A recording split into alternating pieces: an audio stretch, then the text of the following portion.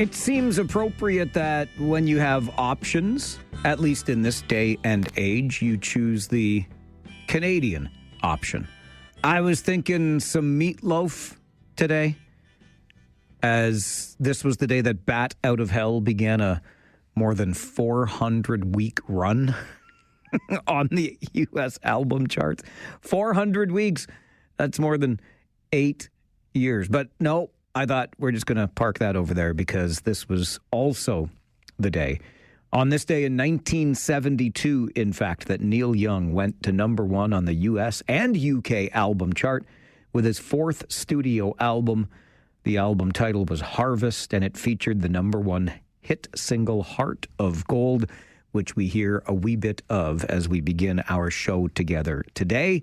Neil Young, of course, is some Canadian content. And that seems like, we've been hearing it from municipalities, from our province, from our federal government.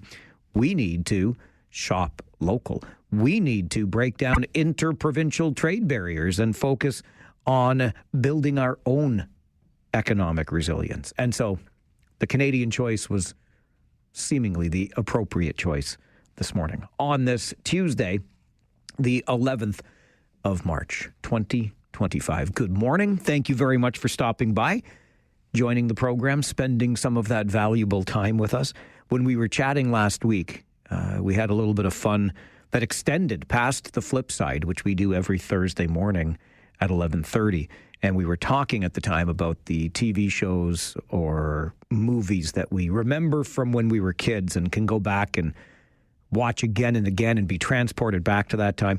And somebody brought up during that conversation last Thursday the character of Captain Chaos, who was the alter ego of Dom DeLuise in the movie Cannonball Run.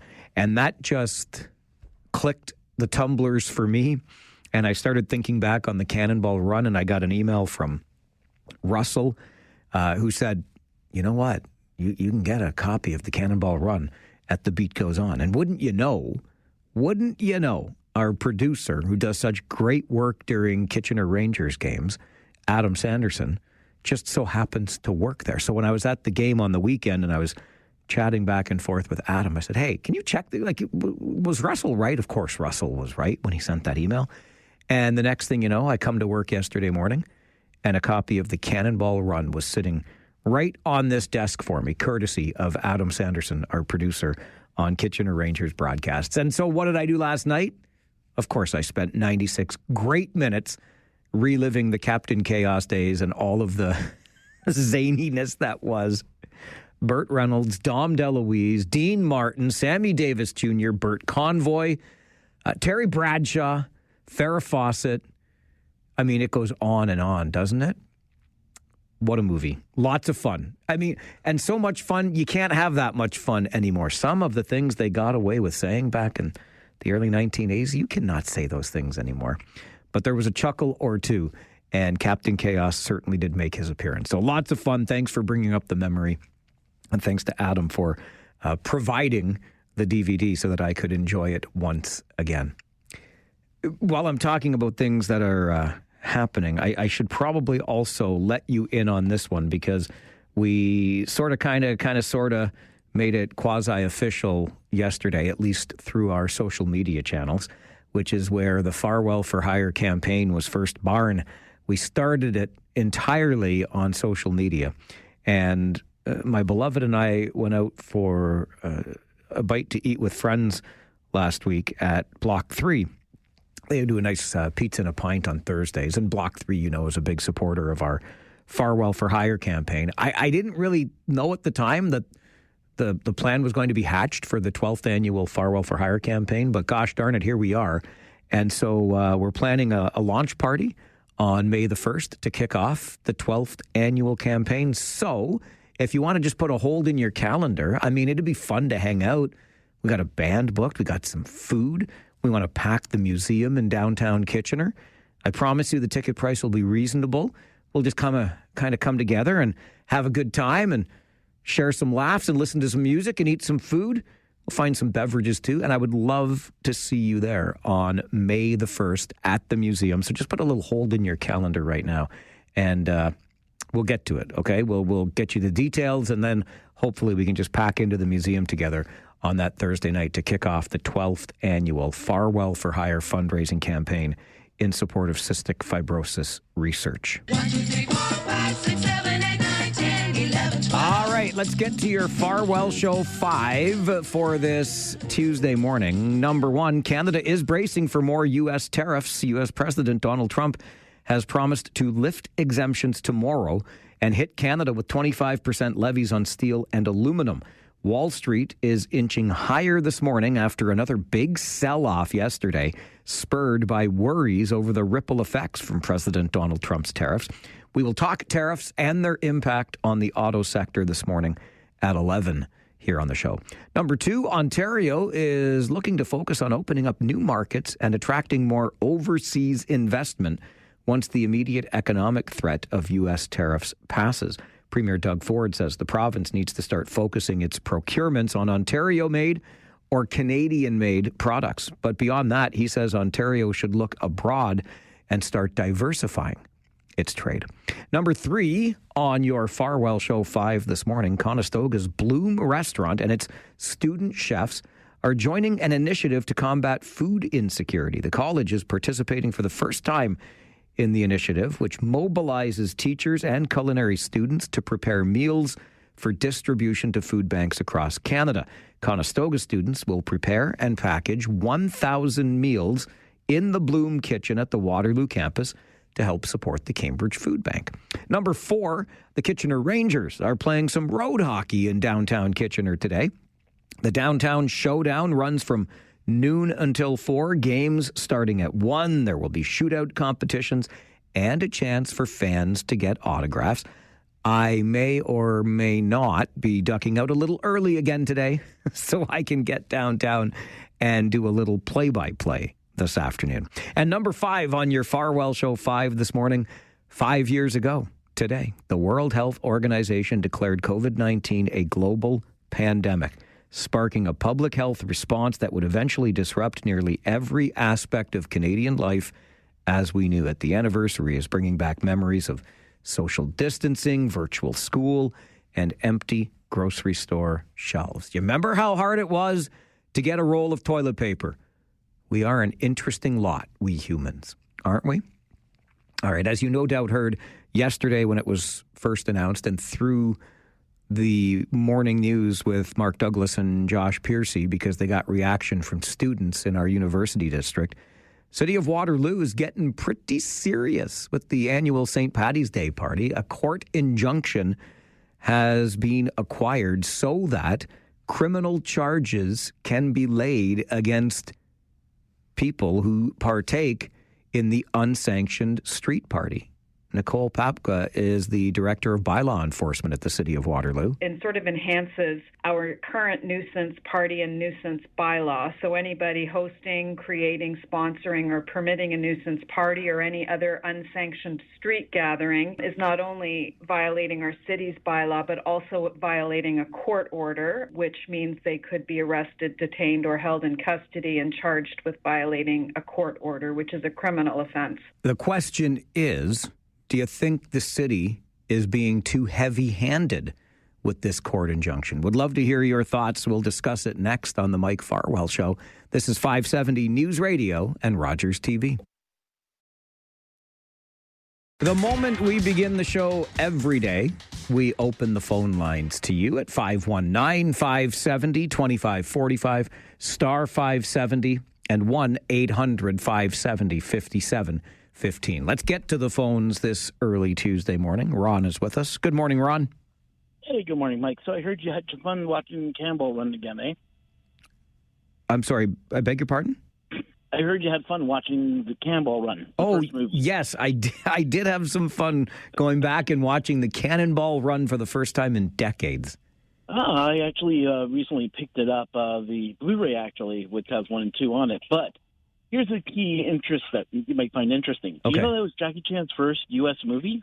Was it? It's interesting because, and boy, did they ever play up that stereotype, eh? Holy Hannah. Yeah, Chinese person being Japanese. Yeah, no kidding. But then I loved how towards the end when they had the big brawl with the bikers that Jackie Chan just couldn't help himself and had to stay and kick some more butt.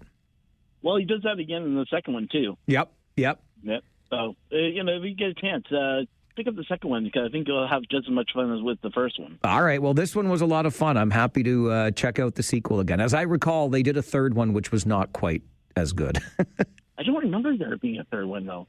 I honestly can't remember. I'm going off the top of my head. But I remember there was a sequel, and this one was enough fun. It makes me want to watch another one, too.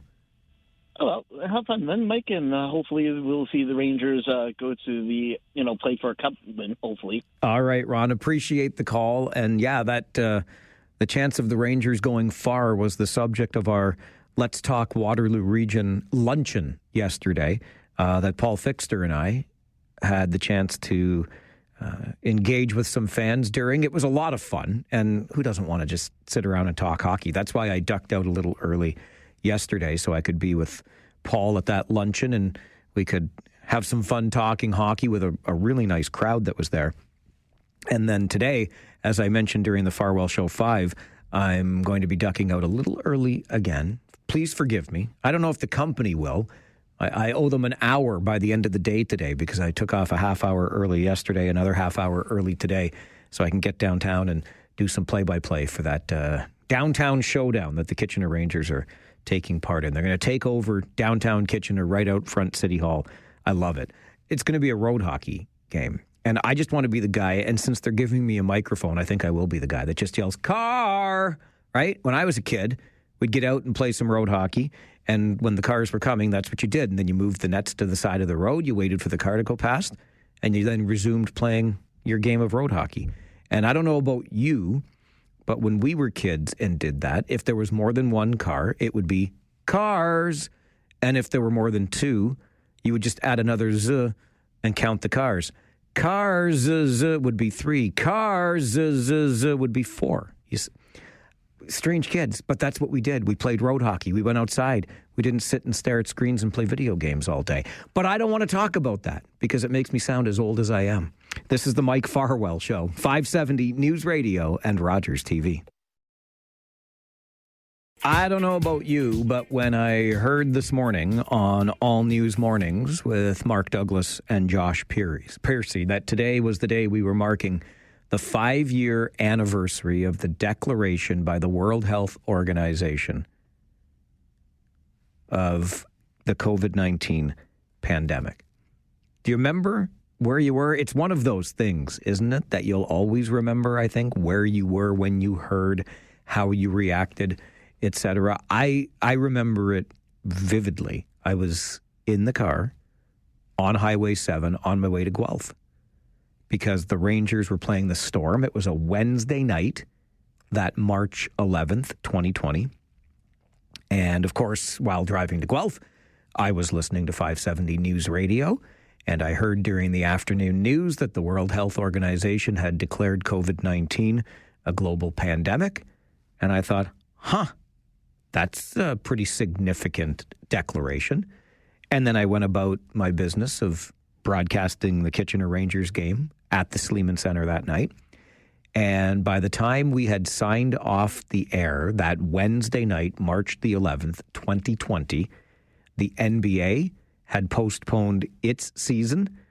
And to make it all the more meaningful here in the region of Waterloo, the Elmira Maple Syrup Festival sent out a news release saying canceled for that year. And I'm like, what? Like the NBA can postpone its season and the World Health Organization can declare a global pandemic. But the Elmira Maple Syrup Festival not going ahead as planned. And wouldn't you know, because that game was on a Wednesday night in Guelph, it was actually the first half of a home and home. The Guelph Storm were supposed to play in Kitchener on the Friday night, the 13th of March, back in 2020. That game, of course, never happened because on the day in between, March the 12th, 2020, the OHL paused the remainder of its season, and that was it. We never played another game that year. The entire next season was shut out. But I remember then that Friday night back in 2020, what am I going to do on a Friday night in March if there's no hockey? And on the Sunday afternoon, my beloved and I went out to Block 3 Brewery for an afternoon drink and just tried to figure all this stuff out. They were still open at the time. And the next day, the Monday, the 16th, things shut right down. But I remember we were sitting there at the bar having a chat about, how are we going to respond to this? And what does this all mean? And is everything really going to shut down like people are saying? And, well, we know, looking back in history, that's exactly what happened. An incredible time, an absolutely incredible time to look back on. And here we are, 5 years later, bravely soldiering on, which we will do on this show this morning. I'm going to get you to the 570 News Center for your 9:30 update. And then a couple of local MPs joining us in the next hour. Just after 30 minutes from now, Kitchener Centre MP Mike Morris will be here. We're going to talk a little bit about electoral reform and maybe some cooperation on the left side of the political spectrum. And right after this update from the 570 News Center, Kitchener-Conestoga's Tim Lewis in studio with me to talk about the Canada Farmland Protection Act. What is it, and what might it mean for Wilmot Township? We'll talk about it coming up on the Mike Farwell Show. This is 570 News Radio and Rogers TV.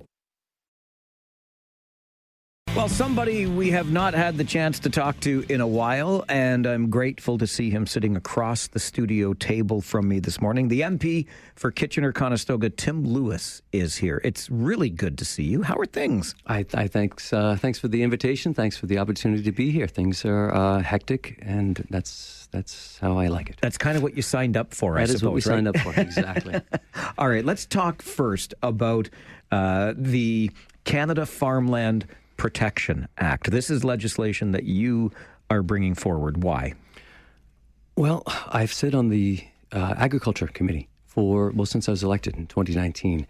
And so we've heard that. We're obviously hearing it here in our region, and we've heard it across the country, that we're losing farmland at an alarming rate.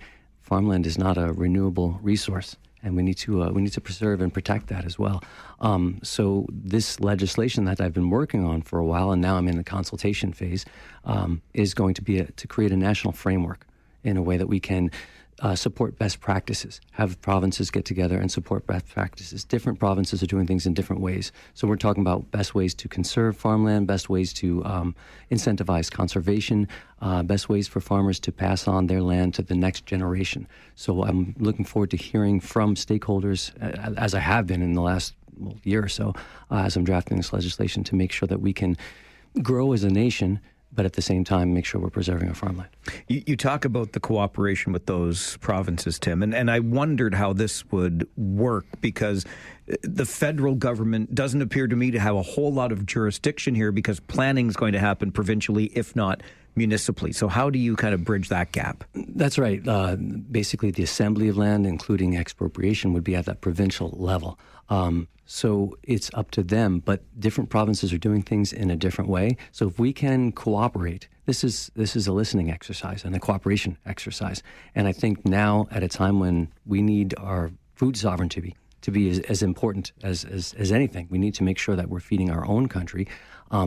I think we're seeing more cooperation. I think this is very timely. Right now, provinces are talking to each other and the federal government more than they have in the past. And we're knocking down some of the trade barriers between provinces. So while we have this opportunity to have these discussions and say, as Canadians, how can we look out for ourselves? That also includes our food. And so creating a national strategy means taking best practices from each province, as opposed to sort of a race to the bottom. And at the same time, I think everyone, whether it's here or across the country, understand that development is necessary. We need to have development. This region here, Waterloo region, is the second fastest growing region in the country. So we understand that we need that economic development, we need growth, we need housing, but everyone agrees it has to be done in a responsible way, in a transparent way, and in a way that preserves our farmland, especially in this region. It's interesting that you talk about that food sovereignty, Tim, because when you began working on this, as you said, about a year ago, it would not have had the same urgency, I think, attached to it as we do now in light of the tariff threats from the United States. I think the urgency wasn't there when I started this legislation, and to be honest, I wasn't sure if we'd have that cooperation. I mean, but that's not a reason not to do something. You have to do something now. And so, the opportunity is there now that people are looking to making sure we're working together as Canadians, as opposed to, across. Well, I was able to work across party lines. I'm working with the Conservative senator, also on protecting lands in Pickering. So this is a nonpartisan issue. This is about farmers feeding families. So what does this consultation period now look like, Tim? Well, I've been talking to farmers over the fence. I sit on the Agriculture Committee. I've called for a study at the committee level as well. I have good relationships with national stakeholders, and also I have good relationships with local stakeholders here. So it's our farmers, it's our agricultural stakeholders, our environmental stakeholders, and conservation stakeholders at the same time, because we're talking about possibilities of using land trusts, basically rewarding farmers for their work in preserving land. And listening to them and letting them decide what they want to do with their own farms. And if that's passing it on to the next generation, we want to make that as easy as possible. So as you move through this phase of the process of creating this legislation, what steps remain? What does it take to have it enshrined into federal law? Well, right now, the legislation is drafted. I sat down with law clerks. You describe what you want. You hash it out, and then they're the lawyers. They're the ones that turn it into that framework. When you get it back, it's amazing to see. Like, wow, I wrote that, but I don't know what subsection 2.A.3. It's just not. That's not everybody's deal. But what it is a framework, and it leaves room for listening. Because what I don't want to do is say, here, from up high, here it is, here's legislation, and this is what we need to do. You need that input from farmers. So the loose framework is there, and it's sketched out. But I want to hear from farmers, in what ways do they want to be rewarded? Is it tax incentives? What kind of way would they like to be able to pass land on? If they want to put land aside and put it in a trust, how can we reward that? Different provinces are doing different things. I think they can learn from each other, and we can, like I said, best practices is more of an exercise in listening and an exercise in cooperation. You mentioned that this has got cross-party support. So when you get to that stage, if you're able to get it to the stage of being brought to the floor of the House, would you expect something like this to pass? I certainly hope so, and I certainly will try. I think, again, the opportunity is there for people to sort of rise above partisanship and say, look, as Canadians, we need to work together. We've got more in common than not. And I don't know what unites us more than sitting down at the table and sharing a meal. So I should hope that's the case. But looking down south, you see that hyper-partisanship still exists, and there's still potential for that here. So the answer is I hope we can still work together. How much of this, Tim, this work for you was motivated by what you saw happening in Wilmot Township, which is part of your riding in Kitchener-Conestoga, around the land assembly? I was hearing it from constituents. I've been to a number of events. People just, again, weren't against development. They just wanted that level of transparency, that level of understanding what was happening. So I was already seeing the rates that land was being lost. As a member of the Agriculture Committee, we saw that 319 acres a day in Ontario alone, and only 5% of land in Ontario, of soil in Ontario, is used for growing. So 95% we can't grow anyway. So that 5% we need to treat with respect. And so when things are happening here locally, it definitely it upped my game, and I talked to more people and got more ideas as well. Because with a challenge like that comes people's solutions, and that's what we need. As we've talked about, this assembly is primarily a provincial issue with some support from the municipal government. Would you, as the MP federally for Kitchener-Conestoga, intervene in any way in this assembly in Wilmot? I think the government tried to intervene in, I think it was with the 413, trying to use an environmental assessment, and got their wrist slapped a bit by the Supreme Court, saying you can't overstretch. The type of government we have here says staying in your own lane. So as a citizen, I want to make sure that this is done in a responsible way, or I want to make sure that farmland is protected. As a federal government, I don't know if there would be the time and if there's the jurisdiction to step in. That's why we have other levels of government, and they make those decisions. We have a lot of farmers in the community. Obviously, I know how much we value our rural land, so I'm sure something like a Farmland Protection Act resonates with a lot of people here. It's not the only thing, obviously, happening within the Liberal Party specifically. Tim, you've got a new leader. If you can stick around with me a little longer, I'd love to continue the conversation. So we'll be right back after this commercial break. You know how it goes. Tim Lewis is our MP for Kitchener-Conestoga, and he will stay with us and talk about that new leader for the Liberal Party and where we are headed as far as that is concerned. Stay with us on the Mike Farwell Show right after this commercial break, as Tim said, on 570 News Radio and Rogers TV. We are in studio this morning with Tim Lewis, the Liberal MP for Kitchener-Conestoga, who is moving forward with his Canada Farmland Protection Act legislation, now into the consultation phase of moving that legislation forward. I wanted to keep you a little longer, Tim, because having talked about the act and where it's at, obviously there are big things happening federally, not the least of which is Mark Carney, the new leader of the party and the leader in a landslide. How do you feel about Mr. Carney as the new party leader? I think we feel a sense of energy. I think there's a sense of energy, a sense of momentum. I think that also comes at the right time. I think Canadians are looking to rally together for a common cause, which is literally protecting our sovereignty at that level. So I think there's an energy there and a momentum. When it comes to the next step, do we know when, you have any inkling at all when we're going to be heading to a federal election? Short answer is no. The longer answer would be sometime between April and October. I mean, that's the fact. It could be as early as sometime in April. It can't be later than October. So sometime between April and October, there will be an election. The House is set to resume on March 24th. And after that, there are a couple of confidence votes, which means in a minority government, the other parties have said, first chance, we're going to take down the government, call an election. So that's the best bet, was that it would make it about to there. Can it be called earlier? Yes, it can be, but I don't know at this point. We talked earlier with regard to the Farmland Protection Act about any sense of urgency considering the relationship currently with the United States and tariffs, et cetera. Given that relationship, do you feel any sense of urgency for us to get something settled in Ottawa when it comes to our parliament?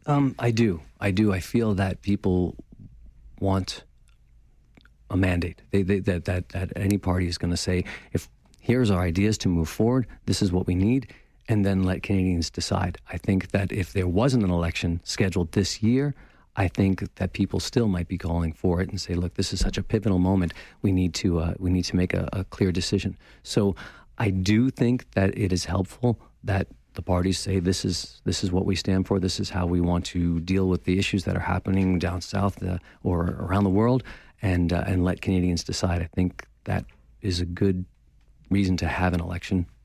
Well, obviously this year, but maybe even earlier. You mentioned him feeling energized. The party feels energized. And I think that probably is to be expected after going through a convention and electing a new leader. But when you look back over 4 to 6 months here and the polling numbers that had essentially, it was Prime Minister Poilievre before the election even happened. It was just a runaway for the Conservatives. And the polls now are suggesting a much closer, if not neck and neck race in the polls. What does that tell you about the Liberal Party and its brand today? Well, personally, on a personal level, I try when the polls are down, I try not to get too nervous. When the polls are back up, I try not to get too excited. My job is to represent. So at that level, my day-to-day job doesn't change, but there certainly is an energy. And people were treating me differently, were treating our government differently. It seemed that they were looking for a change. And I think that Mr. Carney now has come to embody that change at a time when we're looking at our economic sovereignty, and we're looking for someone to lead who has that economic stability. And I think that him as the leader of the Bank of Canada, elected by a Conservative PM, Stephen Harper, and then also led through he was there through the 2008 recession, and also Bank of Canada through Brexit. He was the head of the Bank of Canada through Brexit. So this is a person who's used to that kind of uncertainty and has that leadership. And I think that's the right person for the right time. And I think that's what is energizing Canadians right now. You mentioned earlier your first election in 2019, so you've been through two of them now and coming up 6 years as a parliamentarian. Everything you expected it to be? Everything I expected to be and more, and a lot more. When I got elected, we mentioned that it's almost 5 years to the day when COVID was announced. And so when I got elected in 2019, I thought it would, going to take a little while to figure this one out, and there was no figuring it out. It was just go. But the position I had, let's say, as my own business, as a musician, as a jazz musician, maybe the improvising helped because there was no playbook for what happened. And I think that when you're in uncertain times, you can't use the playbook necessarily. You have to listen, you have to cooperate. And so, yeah, longer hours than I thought, but for the right reason. It's nice to see you. Thanks for stopping by today. Always a pleasure, Mike. Thank you. Tim Lewis is the Liberal MP for Kitchener-Conestoga. The Canada Farmland Protection Act, Tim's legislation, is now into the consultation phase as he continues to move that legislation through our federal parliament. And when will that parliament resume? Well, Tim's guess is as good as ours is, but my hunch is likely sooner rather than later. Stay with us as we continue the Mike Farwell Show this morning, 570 News Radio and Rogers TV. Few minutes away from 10 and your update in the 570 News Center from one MP, Tim Lewis from Kitchener-Conestoga, a Liberal MP just in studio with us. Mike Morris, the Green MP for Kitchener Centre, will join us after the 10 a.m. update and talk about, among other things, electoral reform. You know how anxious I am for that. I seem to recall it was promised to us back in 2015, but I'll just leave that there. Mike Morris, Kitchener Centre MP, joins us after the 10 o'clock update. Let's get to the phones right now. Always like to hear from you on the show. Mary is with us. Good morning, Mary. Good morning, Mike with the mic. What a gorgeous day. Oh, my Lord. Absolutely. Isn't it fantastic? I bet you'll have fun doing the outdoor hockey game. Yeah, you know what? It could have been a lot worse, right? It could have been cold and snowy or something like that. Oh, yes. This is a beautiful day for some hockey. Yeah. So my comment, as you know, I'm very into Save the Farmland, although I don't live in Wilmot. Tim Lewis has stood up for helping those farmers for a long time. Of course, it is provincial, not federal. So whether he can do anything, I don't know. But he mentioned, again, we have so little. We've got lots of land in Ontario, but how much of it has the ability to support crops? And that's what I think we have to think about. And the whole thing is, it's pitting municipalities against each other. That could have gone out by the business. They've got a business just off the 401, which I think they could have found enough land, but it's not in Wilmot. So they wouldn't get any gain. So that's why I'm saying I believe it's pitting municipalities against municipalities just to get the money. Yeah, you know what, Mary? I appreciate the call, and I think you might be onto something with that, right? We've seen investments made in the Windsor area, in the London area, at St. Thomas, up in Alliston, etc. If you want to be a player in these big investments that come from provincial and federal governments, you got to have the land for it. And Wilmot Township is looking at growth and supporting that growth through good-paying jobs in the future. Really interesting times. There is no question about that. All right, as mentioned, your update from the 570 News Center is on the way, and then Kitchener Centre MP Mike Morris joins us to talk about a little more cooperation, perhaps, on the left side of the political spectrum. This is the Mike Farwell Show, 570 News Radio. During our just completed provincial election, you may recall not one but two local Green Party candidates who, at the last moment, stepped aside and said, you know what, your vote would be better placed with the NDP candidate in my riding. It happened in Kitchener-Conestoga, it happened in Waterloo. And the co-leader of the federal Green Party, Elizabeth May, says, and I quote, Canadians deserve more than just a handful of selfless candidates stepping aside at the last minute to avoid vote splitting.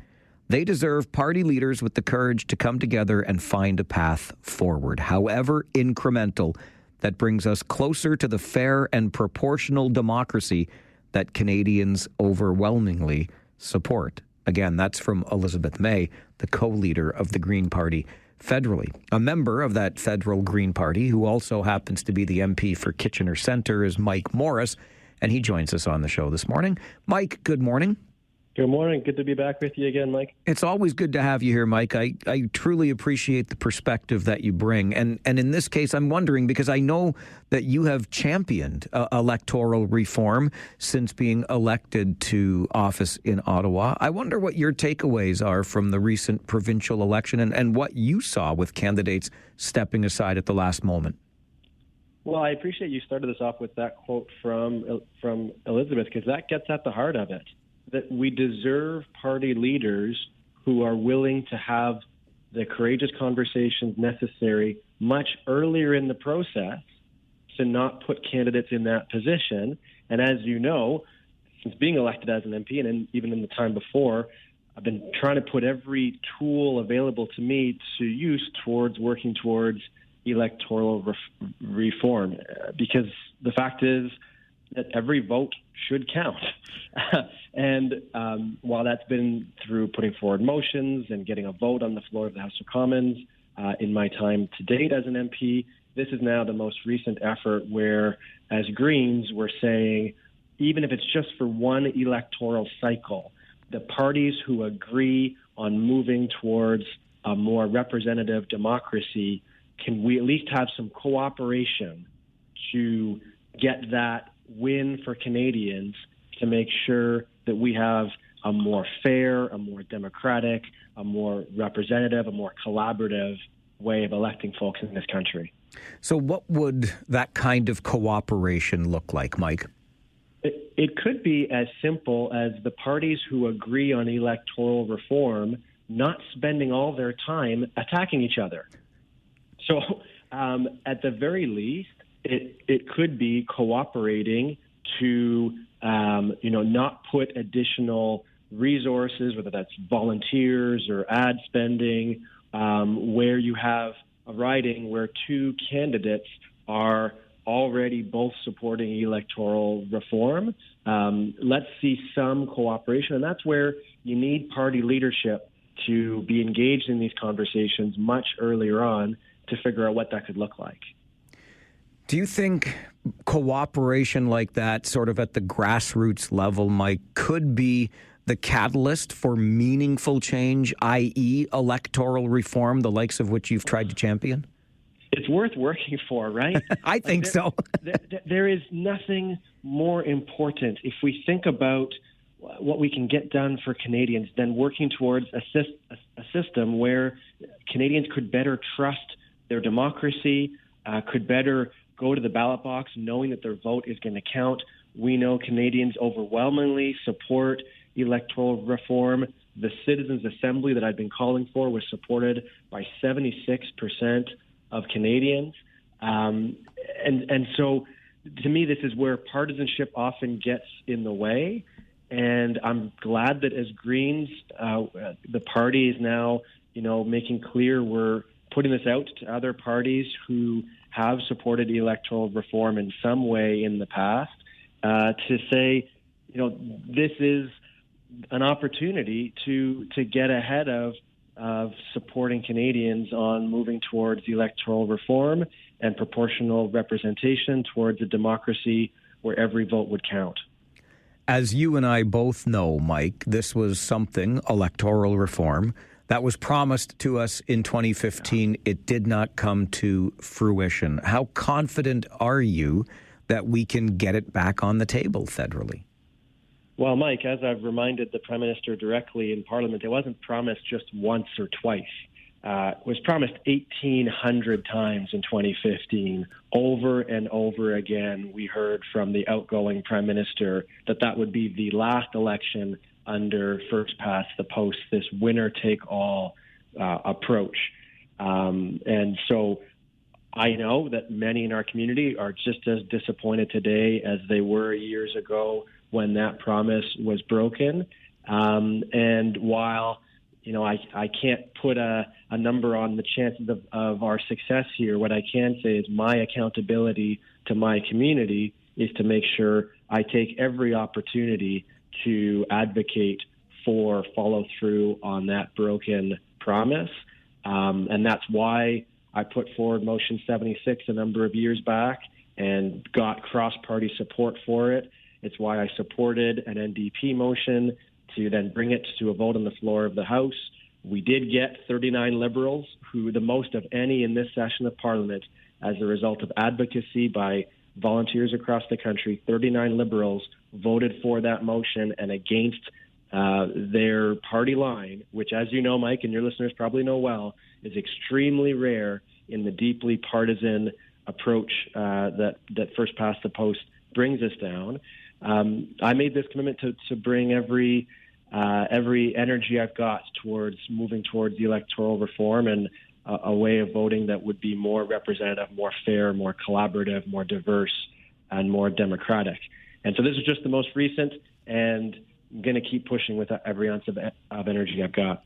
The conversation is obviously so relevant, Mike, because we just came through that provincial election where we saw, as I mentioned at the beginning, two local Green candidates stepping aside, endorsing their NDP opponent, if you will, in their specific ridings. As we move towards what many believe will be a near federal election in the next little while, do you have any expectation of cooperation at the grassroots level?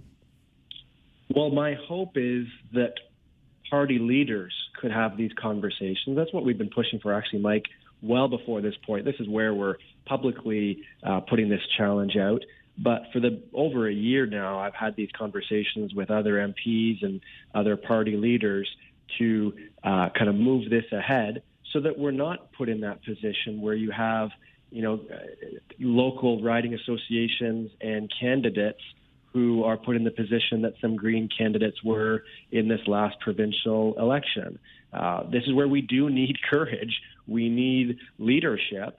And as Greens, I'm glad that both co-leaders of the Green Party have committed their public support, that Greens have called for electoral reform and proportional representation for some time. And, credit to, you're talking about the grassroots, Mike. I go back to volunteers in our community who met with MPs across Waterloo Region to encourage them to support that motion I spoke of. A lot of those folks are working with groups like Fair Vote Canada, for example. That's accountability. That's regular folks in our community and across the country, grassroots volunteers who've put the time in year over year to encourage their MPs and, over time, their political parties to change their tune. And, we haven't mentioned this yet. It was a year and a half ago, the Liberal Party's public position on a citizens' assembly for electoral reform, it changed too, as a result of that pressure from volunteers across the country. And so Canadians overwhelmingly support shifting to proportional representation and having some form of electoral reform. We've got to get the political parties to catch up to where Canadians already are. And I'm glad that Greens are there. I'm hoping other parties are going to join us in it so that we don't have these last-minute decisions that, some voters might feel kind of mixed about. Mike, I really appreciate you being part of the conversation this morning. Thanks for being here. Well, and you, Mike, for giving a platform to it. Always a pleasure. We'll talk again soon. Bye-bye. You bet. Bye-bye. Okay. Mike Morris, Green MP, Kitchener Centre. The Greens are pushing for what we absolutely need. The Liberals promised it a decade ago, more than 1,800 times overall, and still we are without electoral reform. It would be my sincere hope that we get to a place where there is some reform so that there is more emphasis put on each individual vote. But that's just me. We heard from Mike Morris. We heard about the spirit of cooperation that maybe the political parties can engage in before something happens legislatively, if something happens legislatively. What do you think? Are you in for cooperation? Are you in for electoral reform? I'd love to hear your thoughts. Gord, I see you. You'll get the first crack at it, and there's a line open for you, too, on the Mike Farwell Show, 570 News Radio and Rogers TV. The parties who agree on moving towards a more representative democracy, can we at least have some cooperation to get that win for Canadians to make sure that we have a more fair, a more democratic, a more representative, a more collaborative way of electing folks in this country? Mike Morris is the MP for Kitchener Centre. He represents the Green Party, which federally has been advocating for some years now for electoral reform. In the meantime, between time, if you will, there is a conversation about a spirit of cooperation as we head towards a likely federal election in the next couple of months. What does cooperation mean? It means party leaders come together and say, hey, in a riding where we don't think we have a strong chance of winning, let's stop beating one another up on the left side of the political spectrum and really just elevate or amplify one candidate on that side and see how it goes. 519-570-2545, star 570, and 1-800-570-5715. Gord, good morning. Good morning, Mike. Storm Gord here. Storm Gord. How are you doing today? It's been a while. I'm good. How are you? Yeah. Hey, first of all, I want you to take a ride on your motorcycle when the weather changes, late spring, early summer, and look around, drive Kent County, Middlesex, Lambton, all of them, and see how many acres of land is lying fallow, whatever you call it, not being planted. Okay. It's amazing. You're talking about there's no farmland out there? It's just amazing, the empty pieces of farmland that aren't being... And I know that sometimes they want to do that to reinvigorate the nutrients or whatever, but it's amazing how many empty fields there are out there. I'll keep my eyes peeled. Okay. The second thing is on the reform. I understand what you're saying, but why don't they just put it on the ballot and say, "Hey, this is what we want to do, yes or no"? They got the opportunity coming up in 2 months. Have a referendum on electoral reform. Have a referendum on it. Yeah. Get it out of the way. All right, Gord. You know what? Not a bad idea. Apparently, that's what hung us up last time. Was the listening or speaking or consulting tour, whatever it was, the federal Liberals said we were going to get. And I thought the whole thing was a sham, quite frankly. But anyway, Joe Gowing from Kitchener-Conestoga, the guy that got screwed in the last provincial election, in my humble opinion. Morning, Joe. Good morning, sir. How are you? I'm all right, thanks. How are you? Good. I am totally in with the cooperation of the parties, not just because it could have helped me. It's a matter of we get somebody in that has less than half the votes, and unfortunately that's the way it has been. Yeah, they get half the votes and then all the power. Yeah, exactly. And the problem with it is, and that nobody's talking about, is the vote subsidies that the parties get. If there was no vote subsidies, so for instance, the Liberals, because we got 30% provincially, that's $4 million we're going to get in the year because of the vote subsidies. No party wants to not run a candidate because of the vote subsidies we get. Now, I'm not saying get rid of it, but that's one of the reasons that you see every party throwing in somebody, and a lot of it is paper ballots, paper candidates. They're not really running.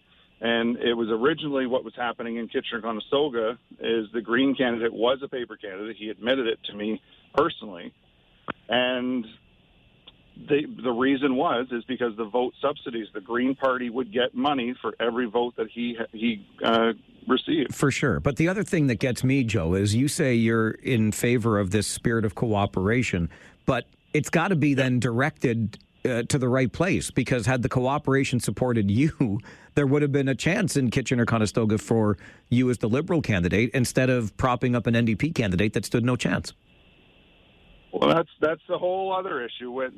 Cooperate for Canada is, I'm going to say they're a fairly new organization. The problem with it is they had an interview of 4 people that were from Wilmot and part of the Land Assembly group that was against the Land Assembly.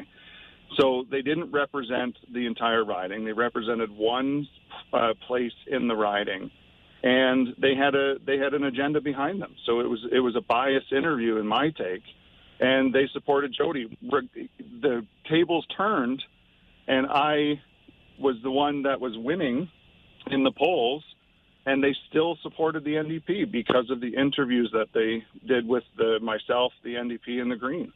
Interesting stuff. It is. So unfortunately, and they referenced 2 other strategic voting sites that flipped to me as the candidate to beat the PCs. They wouldn't change their minds. Yeah, it's wild to me. I got to run, Joe, and get more calls in before the break here, but I think you messed it up, Kitchener-Conestoga, big time. Philip, good morning. Good morning. Joe is bang on. I mean, what we have here is a workaround for democracy. So we have a way of voting for parties, voting for candidates, but then there's this whole workaround to get it through another way. We have a system, and it should just be one system. And also, I feel for volunteers and fundraisers who work for a candidate, and suddenly on the last few days before an election, they say, guess what, we're supporting somebody else because they put hundreds, the group has put in thousands of hours, raised money, and suddenly it goes somewhere else. That's not the way democracy is supposed to work. You're supposed to work for a candidate, a party, an agenda. There shouldn't be a last-minute workaround in deals as to who we're now going to support, because that's not the way democracy is supposed to go. Your vote is supposed to go for a person, for a party, for a platform, not to be backroom dealed in the last minute. I think Joe is bang on with a lot of stuff he said. You know what, Phil? It's a great point, and there is a spirit of cooperation alive and well in this community that you're going to learn about in just a few moments. Stay with us on the Mike Farwell Show, 570 News Radio and Rogers TV. A lot of emphasis so far today on cooperation. You know, we can do it, and a couple of local service clubs are in support of healthcare in this region. We'll talk about it coming up on the Mike Farwell Show. Stay with us, 570 News Radio and Rogers TV. I think it would be fair to say, however unintentional, that cooperation has been a theme of the show today. A federal government representative with some legislation to protect farmland, but do the feds really have a role in how the province plans for its farmland, or the municipality does? Maybe we could, open up some cooperation there. That was about an hour ago on the show. In the last half hour, we talked about cooperating amongst political parties to maybe stop splitting the vote on the left. We might get there. I don't know. There's a lot at stake. But here is where not only can we, but we are cooperating. The Kiwanis Club of Kitchener-Waterloo, along with Rotary of Kitchener-Waterloo, has come together for healthcare in this region. Angela Veith is with me in studio, a member of the Kiwanis Club of Kitchener-Waterloo. Good morning, Angela. Good morning, Mike. Thanks for having me on. We'll just need Angela's mic turned on here. That's okay. They're going to get... There we go. They did it. Okay, thank you. We got you. Thanks, Mike. It's a pleasure to be here today to talk about this exciting event that's coming up. It is so exciting. As soon as you let me in on the secret, I thought, okay, we definitely have to talk more about this. And joining us by phone this morning is Ashley Howitt, the president and CEO at the Grand River Hospital Foundation. Ashley, good morning. Good morning. How are you, and how is Angela?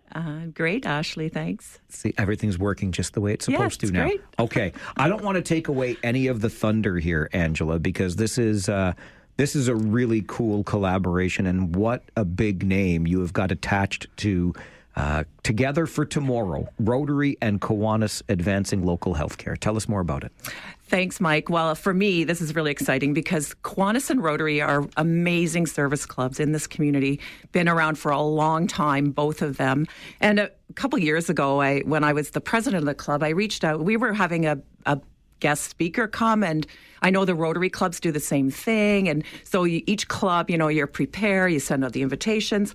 Why don't we collaborate? Let's do this together. We can have more people at the dinner, more bang for our buck with our guest speakers. So that's kind of where this sort of came from. Was we were, talking about another collaboration, and it just kind of fell into our laps, and here we are, volunteering and supporting this a big fundraiser for our new regional hospital that's going to be built in region of Waterloo, up in North Waterloo. And so we've invited the Honourable David Johnson to come and for a fireside chat to talk about everything. And he's excited to come. And the hospital, we're working with the hospital folks. Ashley's been great, and Trevor Eaton. Everything's coming together for a big event at Binghamans on March 31st. So we're getting awfully close, just a few weeks away. That's right. Not to put any pressure on Angela. Oh, yeah. Ashley, when it comes to Grand River Hospital and the support that healthcare in this community receives from an event like this, what do events like this mean to the work that you do at the Grand River Hospital Foundation? Yeah, thank you. We're so excited by events like this because not only does it show the two clubs that are coming together and really working together, the two organizations and multiple clubs, but we also are really excited because we are, most people in the community might know that both St. Mary's and Grand River Hospital boards voted last spring to voluntarily come together. So we are looking to merge the hospitals, and so it just really signifies more working together, the community coming together, and we've actually been working together, the two hospitals, with some of our medical programs for years and years and years. So in coming together and doing this, and with these events, what it means is we're able to kind of further our reach and our impact, because we're reaching, more people by doing something where, it might be a way that somebody can interact with our hospital or our hospital foundations, and really learn a little bit more about healthcare in our community, as well as some of the impact that we make on an annual basis. So with this event, with the Right Honorable David Johnston coming, we are really excited because, he made such a great impact in our community years and years ago. And I remember moving here for the first time in 2011 and hearing about him. So, and just, the pride I think that the community had that, he had made such a big impact here, and so really excited to have him back and to see all of the collaboration happening around the event.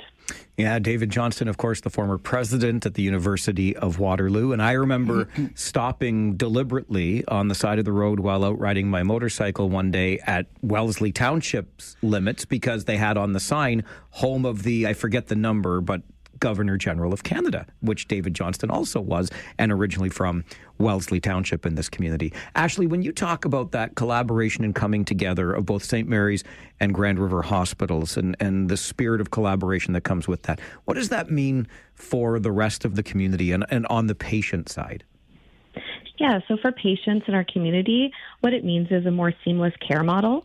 And, there's a big thing that, in healthcare, we don't necessarily compete as hospitals. Each hospital has their specializations. We know very well St. Mary's for, excellence in cardiac care, and Grand River, excellence in cancer and pediatrics and so on. And there's lots of different specialties at both hospitals. But we do compete for talent, for people. And in coming together and in being one system, it really helps in that way. So, and just that seamless care delivery is really exciting, I think, for the whole community. Angela, what was it like for you and Rotary when David Johnston agreed to be a part of this? Like, how did you come up with this as your guest speaker?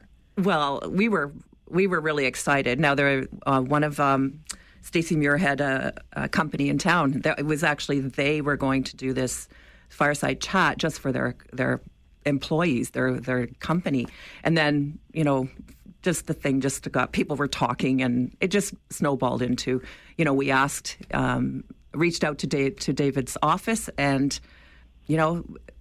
it's happening, and we were so excited, and we thought this is going to be something that the community is going to come around and be excited to welcome David back into the community. He's going to do a couple little tours while he's here, and I think it's going to have a huge impact on our community, and I think it's going to be an awesome event. David would go to the site of the new hospital and start building it himself if you let him. Probably. He would do that. That's the kind of guy that he's bringing his work boots. That's right. Angela, how can people... Mike, yes, please, Ashley. I was going to say, certainly not lost on us that the site that's been selected for the new hospital site is at the David Johnson Research Park, right? Yeah. Right out there. So, so great. Yeah, it's so cool. So, Angela, how can people get involved in this special evening? There's there's a website. If you go to www.rotarykiwanistogether.ca, you'll find more information. It is on Facebook, the social media. There's tables left. There's a few individual tickets left if anybody still is interested in coming out. It's going to be really... I want to mention, too, that we've got Kyle Christie and Leslie Gordon Christie. What? Yes. I'm coming, too. There we go. Move over, former Governor General. That's right. Kyle is one of my favorite people. I love him. They are emceeing the event for us. Oh, my word. Yeah, so I'm so excited. I had to mention that. I'm glad you did. Ashley, you're going to be in the company of greatness on March the 31st. You realize this? Oh, we're pretty excited. So more surprises in the itinerary as well. Oh, that's fantastic. Okay, so I'm going to point you to RotaryKiwanistogether.ca, a fireside chat with David Johnston, the former Governor General, former president at the University of Waterloo. Kyle Christie and Leslie Gordon Christie as your MCs. Talk about your dynamic duos. There we go. Fantastic folks there. And this is all in support of local health care. Ashley, thank you very much for making time for the show. Keep up the great work at the Grand River Hospital Foundation. Thank you so much for having me. And Angela, this is fantastic. Thanks for being here this morning. Thank you for having me, Mike. Have a great day. This is the Mike Farwell Show, 570 News Radio and Rogers TV. Okay, so I may have tipped my hand a little bit there with how excited I sounded when I heard that Kyle Christie and Leslie Gordon Christie would be together emceeing the terrific evening Together for Tomorrow with the Honorable David Johnston and a fireside chat. This is a presentation of Rotary and Kiwanis in Kitchener-Waterloo to support healthcare in our community. The new hospital, Grand River Hospital Foundation, which of course is now merging with St. Mary's Hospital to improve healthcare in our community. There's a backstory. That was genuine excitement coming out. It didn't start that way for that Kyle Christie guy and I. I will share that story. I'll explain all of it in just a moment. But Sean has been waiting patiently on the phone with us this morning, and I want to make sure Sean's voice is heard on the show. So good morning to Sean. Good morning. I'm actually talking to something you talked about earlier, which was the proportional representation. Yes, please. Let's have it. I did some research on that. Okay. There's actually many different systems of proportional representation. So, like as they say, the devil is in the detail. Fair enough. Absolutely. I looked at the system that's probably closest to us, which would be Australia. The constitutional monarchy, parliament, the whole bit. And then use something called instant runoff for one level for one house and a single transferable vote for the other house. And it's a little bit confusing. I'm not quite sure how it works. And then I also looked at Germany, where they do their voting for the Bundestag. I like Germany. Yeah, and they use yet another system. So before I could speak definitively as to whether I think it's a good idea, I would need to know what they are looking at in the way of proportional representation. That's a great point, Sean, and you're so right about this. And as much as I don't like the vagueness of it, I am really right now at the point where I'm saying we've spent almost 160 years with first past the post, which is an imperfect system. I'm ready to try at least a few years under another imperfect system. Yeah, but I feel I would lean towards the Australian system, mostly because they're very similar to us and it seems to work for them. Mm-hmm. They're a parliamentary democracy and it seems to work for them and they're very similar to us. So I'm thinking they probably got most of the kinks worked out already. All right. No, Sean, great point, and I appreciate it. As I mentioned that I like the German system as they vote for the Bundestag. And in part, I don't know every detail of it, but essentially, once you meet a 5% threshold of votes, all votes cast, then you automatically begin earning seats within that parliament. If you get less than 5%, then you still stay on the outside looking in of that particular system. But Sean is not wrong. We can talk about proportional representation, and the devil really is in the details. It means a lot of different things. There are different versions of proportional representation. But I will go back to and stand on the vagueness of 160 years, darn near, of first past the post. I'm sick of it. It's not a perfect system. Proportional representation is not a perfect system either, but I think we've done enough with this perfect or this imperfect system we've been using. Not to mention, the parties have figured out how to use it to their best advantage. Let's make them play catch up with a new system that we develop.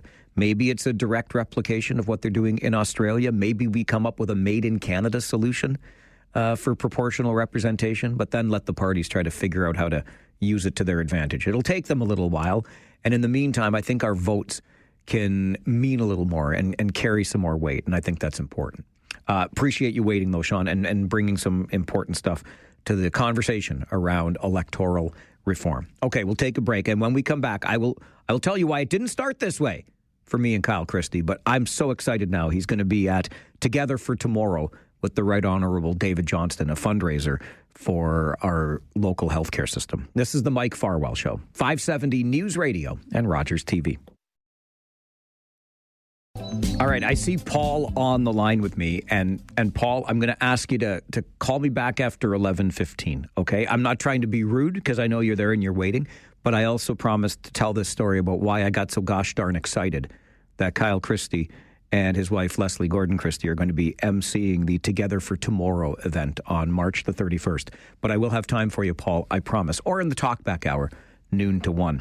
So here's the backstory. A long time ago, at a radio station very near to this one, I was working at another station in Kitchener, and I was the news director at that particular radio station, which meant I was in charge of the news department. And I was pretty full of myself, like even more full of myself than I am today. And anyway, I decided, because Kyle Christie was the new-ish anchor at CTV Kitchener at the time, and I thought, you know what? This guy is far too handsome for his own good. And he's on TV every day and every evening telling us the news. And I'm just on this lowly radio station in downtown Kitchener. So I'm going to start a media war, a good old-fashioned media war with Kyle Christie. So because our station was in downtown Kitchener, I declared publicly that Kyle Christie was not allowed to come south of Wellington Street along King. He had to stay on his own side, if you will, of Wellington, to where CKCO's studios, CTV Kitchener studios, used to be on King at Pine.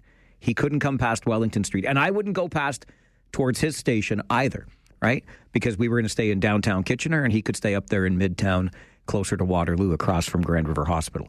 And the only reason for this was because I was jealous of Kyle Christie and how handsome he was, because he had a face for TV, and I clearly have a face for radio. Anyway, we were all just having fun, in truth. And I just thought this would be a good thing to start some beef with the local TV anchor. And Kyle, being the terrific guy that he is, took it in stride. We had a lot of fun. He did come south of Wellington because, you know, he had to do his job and stuff. But we had a lot of fun going back and forth on that. And I've had the pleasure of getting to know Kyle and his wife, Leslie, over the years.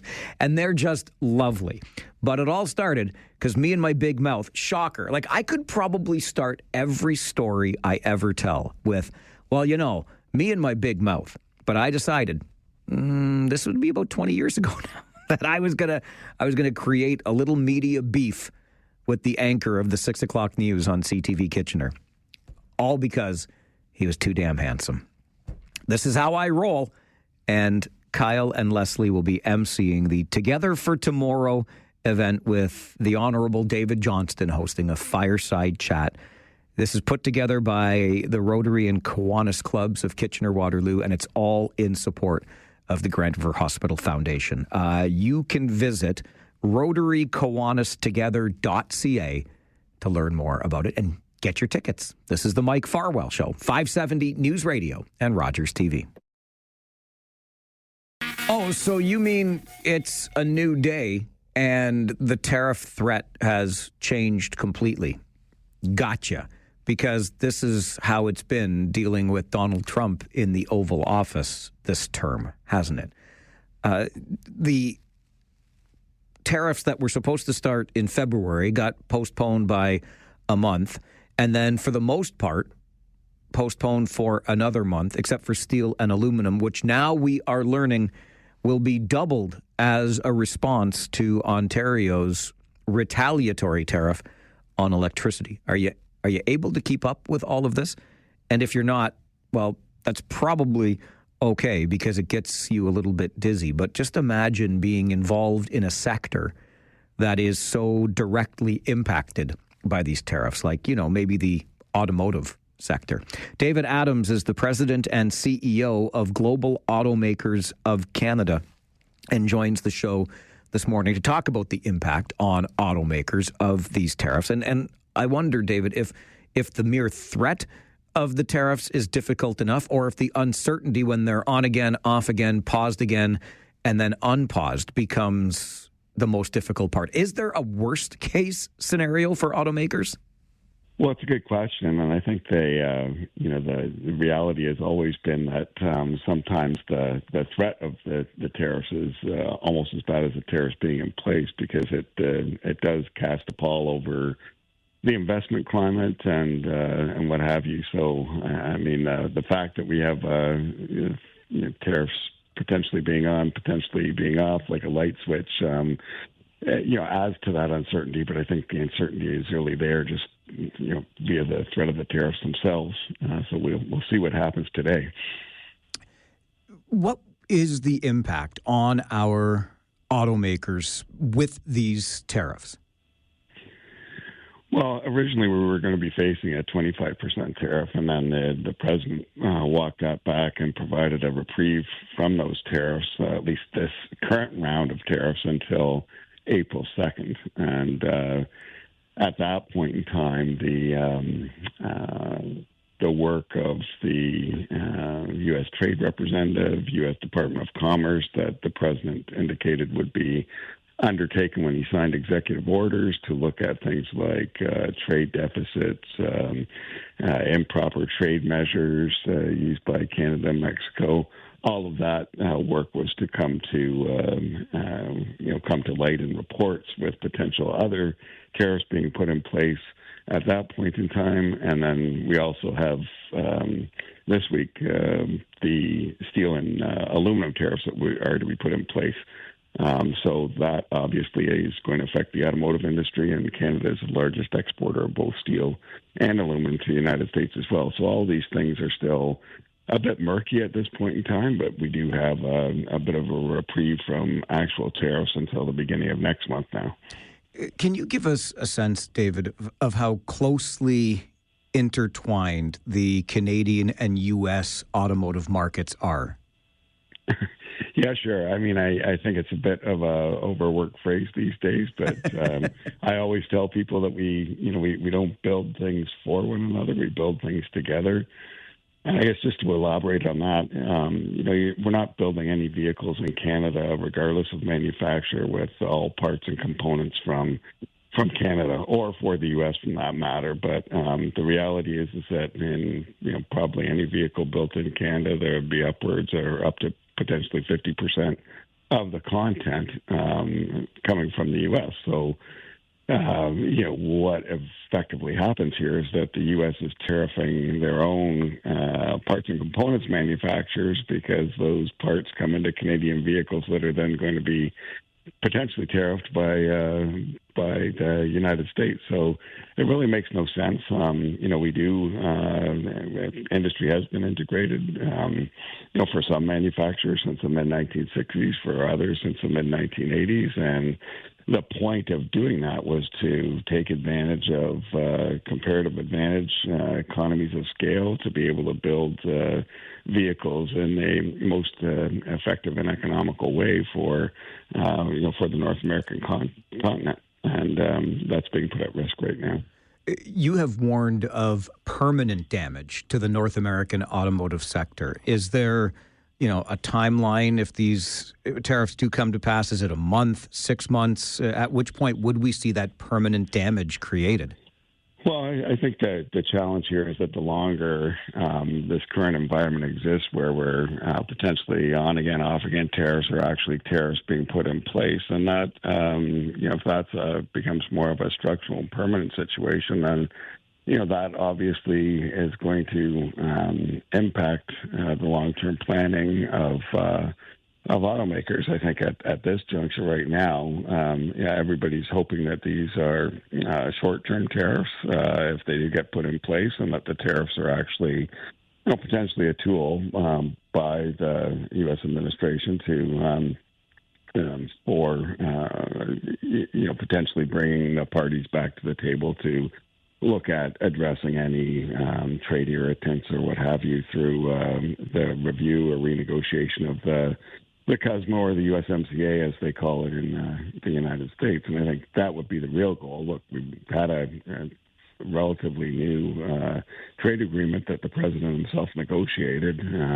If there are challenges in this environment, then let's use the tool that exists to address those challenges in a more orderly way and deal with things through that mechanism, because the current environment, I think, as the president is starting to understand as well, is uncertain, unstable, and all businesses like certainty and stability. And when you don't have that, we see the impacts that we're seeing with the stock market and the threat of tariffs, potential impact on inflation and jobs as well.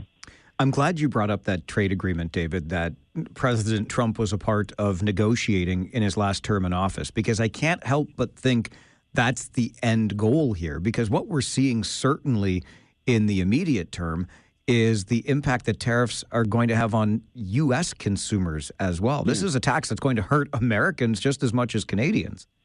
Yes, absolutely. And I think that's the point that we've been trying to make, is that despite what the president may say, these tariffs are taxes, and it's the consumers that pay those taxes. And I'm not sure that that's necessarily well known in the U.S. at the moment, but when you have taxes added to the price of goods, that increases the price of those goods, which then also increases inflation and affordability and reducing inflation were kind of two planks that the president ran on leading up to the presidency. So it's sort of the exact opposite of what the president was promising to do when he came into office. So, it may take a while for that reality to hit home, but that's going to be the ultimate effect of these tariffs if they continue to be put in place. David, I appreciate you making time for us on the show today, particularly at this volatile time for your industry. Thanks very much for being here. No problem, anytime. David Adams is the president and CEO of Global Automakers of Canada. Joins us to talk about the on again, off again, on again, and now on in a bigger way again tariffs imposed, threatened by U.S. President Donald Trump, and those steel and aluminum tariffs, which were to take effect tomorrow, will now be 50% tariffs. And Donald Trump says this is in response to Ontario's threat of retaliatory tariffs on U.S. electricity. How many times do we have to say that nobody wins a trade war? Nobody. There have been rumblings of a recession stateside. We would probably not be immune to that on this side of the border. There will be job losses. Of that, there is no doubt on both sides of the border. I don't know that there's any way you can look at this as short-term pain for long-term gain, because I don't think the short-term pain is in any way necessary. And some have already responded to Trump's comments this morning about 50% tariffs being implemented on steel and aluminum tomorrow as unhinged economic policy. What do you make of all of it? Or are you just giving up and trying to bury your head in the sand? Because it's a lot. and I get it, but would always love to hear from you, particularly if you work in an industry that's being impacted. 519-570-2545, star 570, 1-800-570-5715. This is the Mike Farwell Show on 570 News Radio and Rogers TV.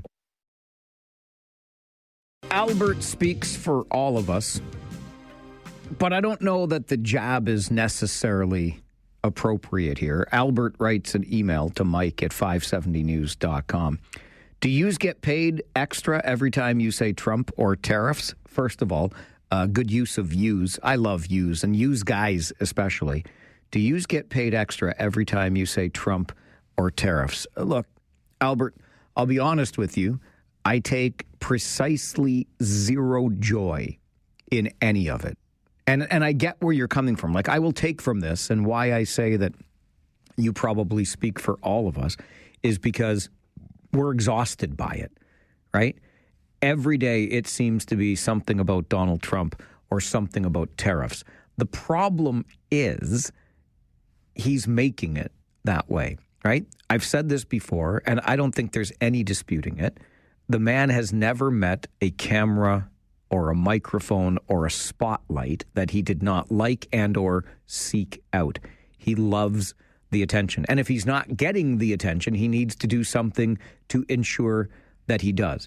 I would very much like, believe you me, I have had this conversation at home with my beloved. I joked with a coworker here just the other day who works at one of our music-based stations in the building.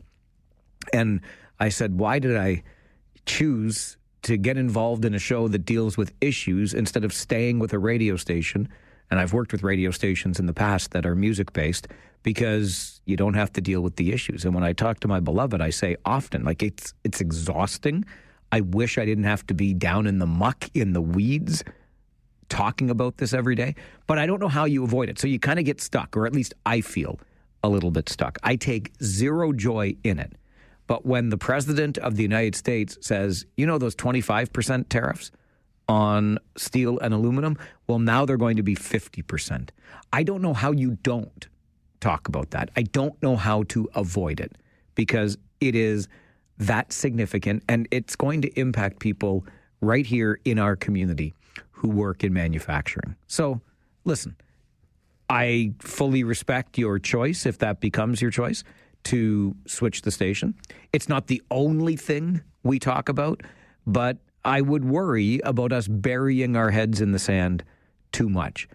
This has been a really hectic and almost incomprehensible 6 weeks or so since inauguration for Donald Trump. I can't even imagine what the next 3.4 years is like. I just can't at this point.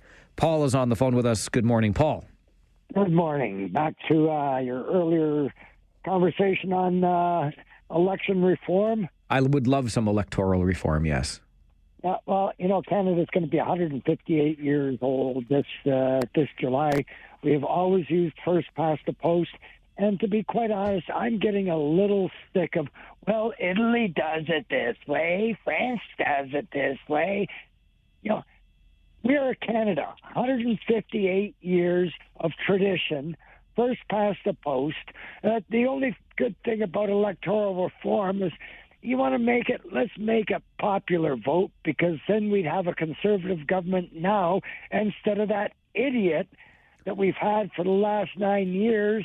And hopefully soon I'll never hear that name again. I get you, Paul, but this was one of the reasons that I really started getting interested, even more interested in electoral reform, because you know as well as I do, the way the Liberals magically pulled a rabbit out of their hat in 2021 is because they knew they knew how to play the system. All they had to do was target the specific ridings where they had it was, and I'm like, this is not democracy in any way. Take a look at Italy. How long do their governments last? I'm sorry, I don't know. A couple of months?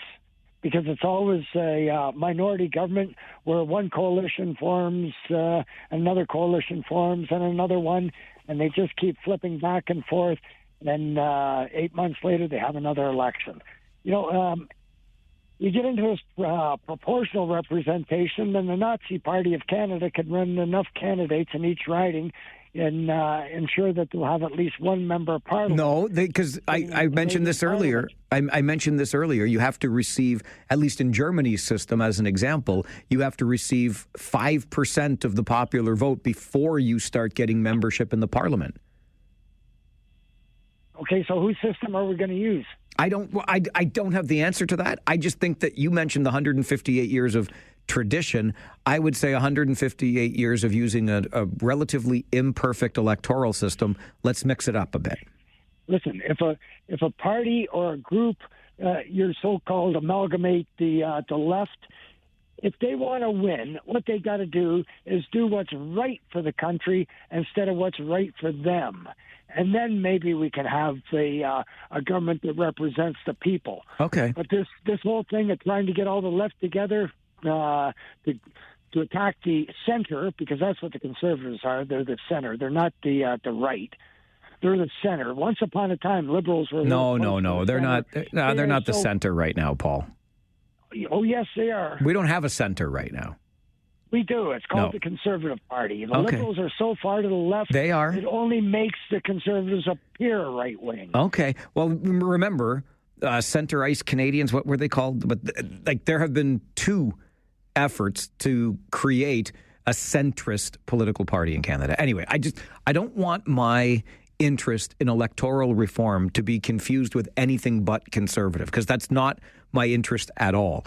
My interest is in making each vote count more and maybe encouraging more people to get out and participate in our democracy, because that's one of the big, big issues we're facing right now. This is the Mike Farwell Show, 570 News Radio and Rogers TV. Anne sends me an email to Mike at 570news.com. Hi, Mike. Please don't stop talking Trump. Everyone needs to hear the latest idiotic thing he comes up with. We need to be aware of this adversary who's determined to destroy us one way or another. As the Girl Guides and Scouts used to say, be prepared. No heads in the sand. To be current, elbows up. I appreciate you, Anne. To the 570 News Center we go, and then second Tuesday of the month, 11:30, our monthly mental health check-in coming up. This is the Mike Farwell Show, 570 News Radio and Rogers TV. We make it a point on this show of checking in with one another. We engage in conversation every day, so we are here for one another. And on a monthly basis, thanks to our friends at the Canadian Mental Health Association, Waterloo Wellington, we have what we call a mental health check-in, because it's important that we have conversations about our mental health, the importance of taking care of it, and again, just being there for one another. So grateful that the CEO of CMHA Waterloo Wellington, Helen Fishburne, can make the time for this monthly check-in with us. Helen, good morning. Good morning, Mike. We should certainly consider, instead of a monthly chat, maybe a daily chat these days. I'll tell you, there is all kinds of uncertainty out there. And yes, it changes from day to day, doesn't it? So how do we best prepare ourselves or meet this daily uncertainty, Helen? Well, honestly, I don't think we've ever lived through this kind of uncertainty before, where, it feels like we're a ball in a pinball machine, right? We're just getting bounced around. And there's a lot of concern, legitimate concern, a huge impact economically, and, Mike, even a bigger impact on the wellness side, the mental health side of all of this. And this is honestly the new normal for us now. This is what we're living in. We can't escape it. So what we really have to do is live with it, is manage it, is name it, and try to find our way through it together. So it's very unsettling, and it's really worrisome. But we also know that what we do as Canadians and Ontarians is come together, right, and try to manage this in a way that's helpful and supportive of each other. I wonder, Helen, if part of this for ourselves individually is managing our intake of news, for example. And as I look out my studio window at another beautiful late winter day that feels more like spring, maybe that opportunity to take in some fresh air, get some of that vitamin D. I mean, for us individually, how do we keep ourselves grounded in times like this? Yeah, it's a really important question, Mike, because, we're all, many of us are parents, we're employers, we might be supervisors, but beyond anything else, we're people first. So we have a responsibility to really keep ourselves grounded. No matter what role, what hat we're wearing, we have to keep our feet on the ground. So you're right. That is absolutely about how we're managing the consumption of all this negativity and uncertainty. It is important to stay informed. So I wouldn't suggest that people live in a bubble, but I would say, understand what's happening, but don't live in it 24/7, right? Manage that. Also, really focus on what you can control. So much of what's happening right now is very political and it isn't necessarily practical. But what can you focus on that's practical, right? In your world, what can you control? And focus your time and energy in that. It's always important to keep yourself grounded when you're feeling worried, stressed, overwhelmed. Basic things like mindfulness, deep breathing, going for walks in the spring weather certainly helps. Connecting with other people, just sharing your concern. And then, of course, I think the other thing, Mike, that we all need to do, all of us, is expand our risk tolerance, right? This is about managing the ambiguity of the world that we're working and living in. We can't escape this. So we have to expect that change is the only constant we've got right now.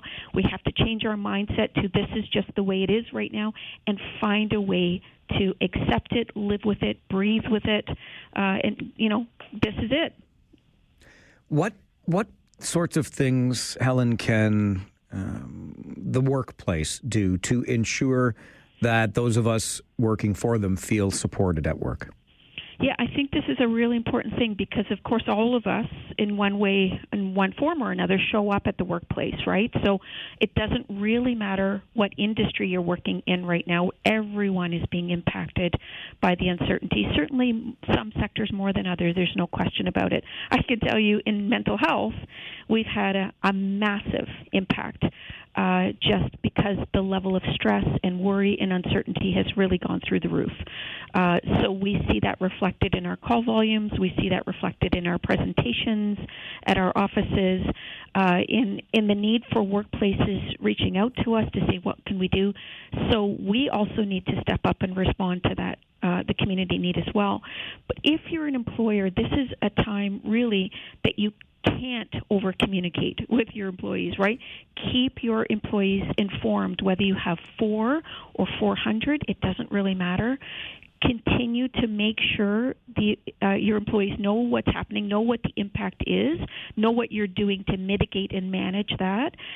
Certainly encouraging open conversation. And again, it's going to look different depending on how big your office is and your workplace, but it might be a roundtable conversation. It might be a Zoom meeting where everybody's able to join and hear updates. It might be an online forum where you can answer questions. I'll tell you, one of the things that we have at CMHA is a forum called Ask Us Anything. So any employee can send me a question to say, what's happening with this? We've heard about that. We've heard some rumors about this, or what are you doing about this? And we honestly and transparently answer those questions. People can ask them anonymously. They can ask them in person. They can ask them, via our online forum. But what is so important is we don't want employees to sit with that level of worry and stress and then not talk about it, so they internalize that. Then we're into things like short-term, workplace losses, right, where employees are not able to be at work because they're overwhelmed, or it turns into a physical illness because they're not addressing some of the mental health concerns. So the more we can engage our employees, the more we can create the opportunities for conversation, to answer some of the questions, and also to get people's feedback. I love it when I hear from my staff, right? Have you thought about this? What about that? This is the time for all employers to think about those ways to engage and keep the conversation open and productive. We just passed this weekend, Helen, International Women's Day. It was on Saturday, March the 8th. The theme this year is Accelerate Action. How do you accelerate action at CMHA Waterloo Wellington? Well, honestly, perfect time, right? First of all, a huge shout out to women. I'm very fortunate, Mike, to work with some incredible women leaders across our community. But when I look at my own workforce, a great majority of folks who work at CMHA and across mental health and addictions are women. So a huge debt of gratitude for the incredible women out there who are working so hard and juggling so much. But really about accelerating change, it's about talking and empowering women. It's about creating leadership opportunities and opportunities to engage in our community. There are so many women out there leading, whether it's a grassroots organization or working at a neighborhood level, coaching, mentoring youth, working in large corporations, CEOs of large companies. There are so many women at all of these tables, whether it's the boardroom table, a neighborhood table, in a coaching arena, and it is so gratifying to see that. And again, we want to continue to promote those opportunities. Women are still underrepresented in leadership roles, but there's more and more awareness and ability to have women represented in those roles. And it's very exciting. Before I let you go, Helen, and in keeping with the theme of women, I can't believe it's only about 2 months away now, the annual Run for Women, which comes up in May. And I know that CMHA Waterloo Wellington has a corporate challenge open right now. We do. We are really... And again, the timing couldn't be better, Mike. We're really inviting and encouraging, and actually encouraging some healthy competition. If you're an employer out there, please join our Run for Women. Create a team. It's an amazing way for employees to come together. Our Run for Women event is May 11th at the Dune campus at Conestoga College. And it's not just a run, it's a walk, and you can bring your little ones as well. It's just an amazing event that inspires hope and healing. It allows teams to come together and fundraise for an incredible cause at CMHA, all the work that we do, but also promoting mental health in our community. And again, it's another way that employees and employers can come together and put their energy into something positive, right? Go for a walk together, fundraise together, feel good about their contribution. And at the time that we're struggling right now with so much uncertainty and fear, it's a great way to channel that angst and that energy. And I can tell you, we appreciate it so much. So there's a link on our website, cmhaww.ca. You'll find it there, but please come and join us. You can't spend your energy in a better way. It certainly is a terrific day. I know my cousin gets involved every year, and it's just so uplifting. I love the work that you all do. And as always, Helen, so grateful for your time on this second Tuesday of the month for this check-in for us. Thanks for being here. Thanks, Mike. Take care. And for everyone out there, don't forget that we are here to support you through the ups and downs of all of this through our Here 24/7 service, which is literally available 24/7. I love it. It's so important for us to remember that resource. Thank you, Helen. Thank you, Mike. Take care. You too. Bye-bye. Helen Fishburne is the CEO at the Canadian Mental Health Association, Waterloo Wellington, cmhaww.ca. And when you go there, you'll find the link for that corporate challenge for the Run for Women, which is awesome, comes up every May, and many other things, the resources that are here 24/7 for you. These are tough times. These are uncertain times, and we've been doing this for quite a while now. It goes back several years that we began this partnership. We have no plans on ending it with CMHA Waterloo Wellington because we should not only be open to talking about mental health, especially us dudes, but really just in general, let's recognize that it is part of our overall health, and let's have these check-ins on a monthly basis with the experts that can remind us of the resources that are available and how we can cope in this constantly changing and in this case of late, world that is changing on a daily basis. There's incredible uncertainty. Speaking of change, it's actually the same as yesterday, but a change from the usual on this show. If you missed it during the Farwell Show 5, which is the 5 things I tell you about at the beginning of the show every day that I think you might want to know for the day, I'm ducking out early. Again, I know Yesterday, I left so I could join Paul Fixter at the Let's Talk Sports Waterloo Region Luncheon, where we got to just sit around and talk about Kitchener Rangers hockey, which was great. Today, I'm sneaking out early, again at 12:30, so I can go downtown for the Downtown Showdown. Kitchener Rangers are going to be there playing some 3-on-3 road hockey. We're going to have a lot of fun with it. I'm probably going to use a microphone and do a little bit of play-by-play and try to have some fun, too. Maybe you're heading down, which would be great. We can chat there in person. But if you want to start the Talkback Hour a wee bit early, because I got to leave early, we can get more calls in. Maybe you're interested in that. Phone lines are always open to you at 519-570-2545, star 570, and 1-800-570-5715. This is the Mike Farwell Show, 570 News Radio and Rogers TV. We are going to extend your Talkback Hour just a wee bit today, and phone lines open right now at 519-570-2545, star 570, and 1-800-570-5715. I'm going to be ducking out at 12:30. Don't worry, the Talkback Hour will not be shortened.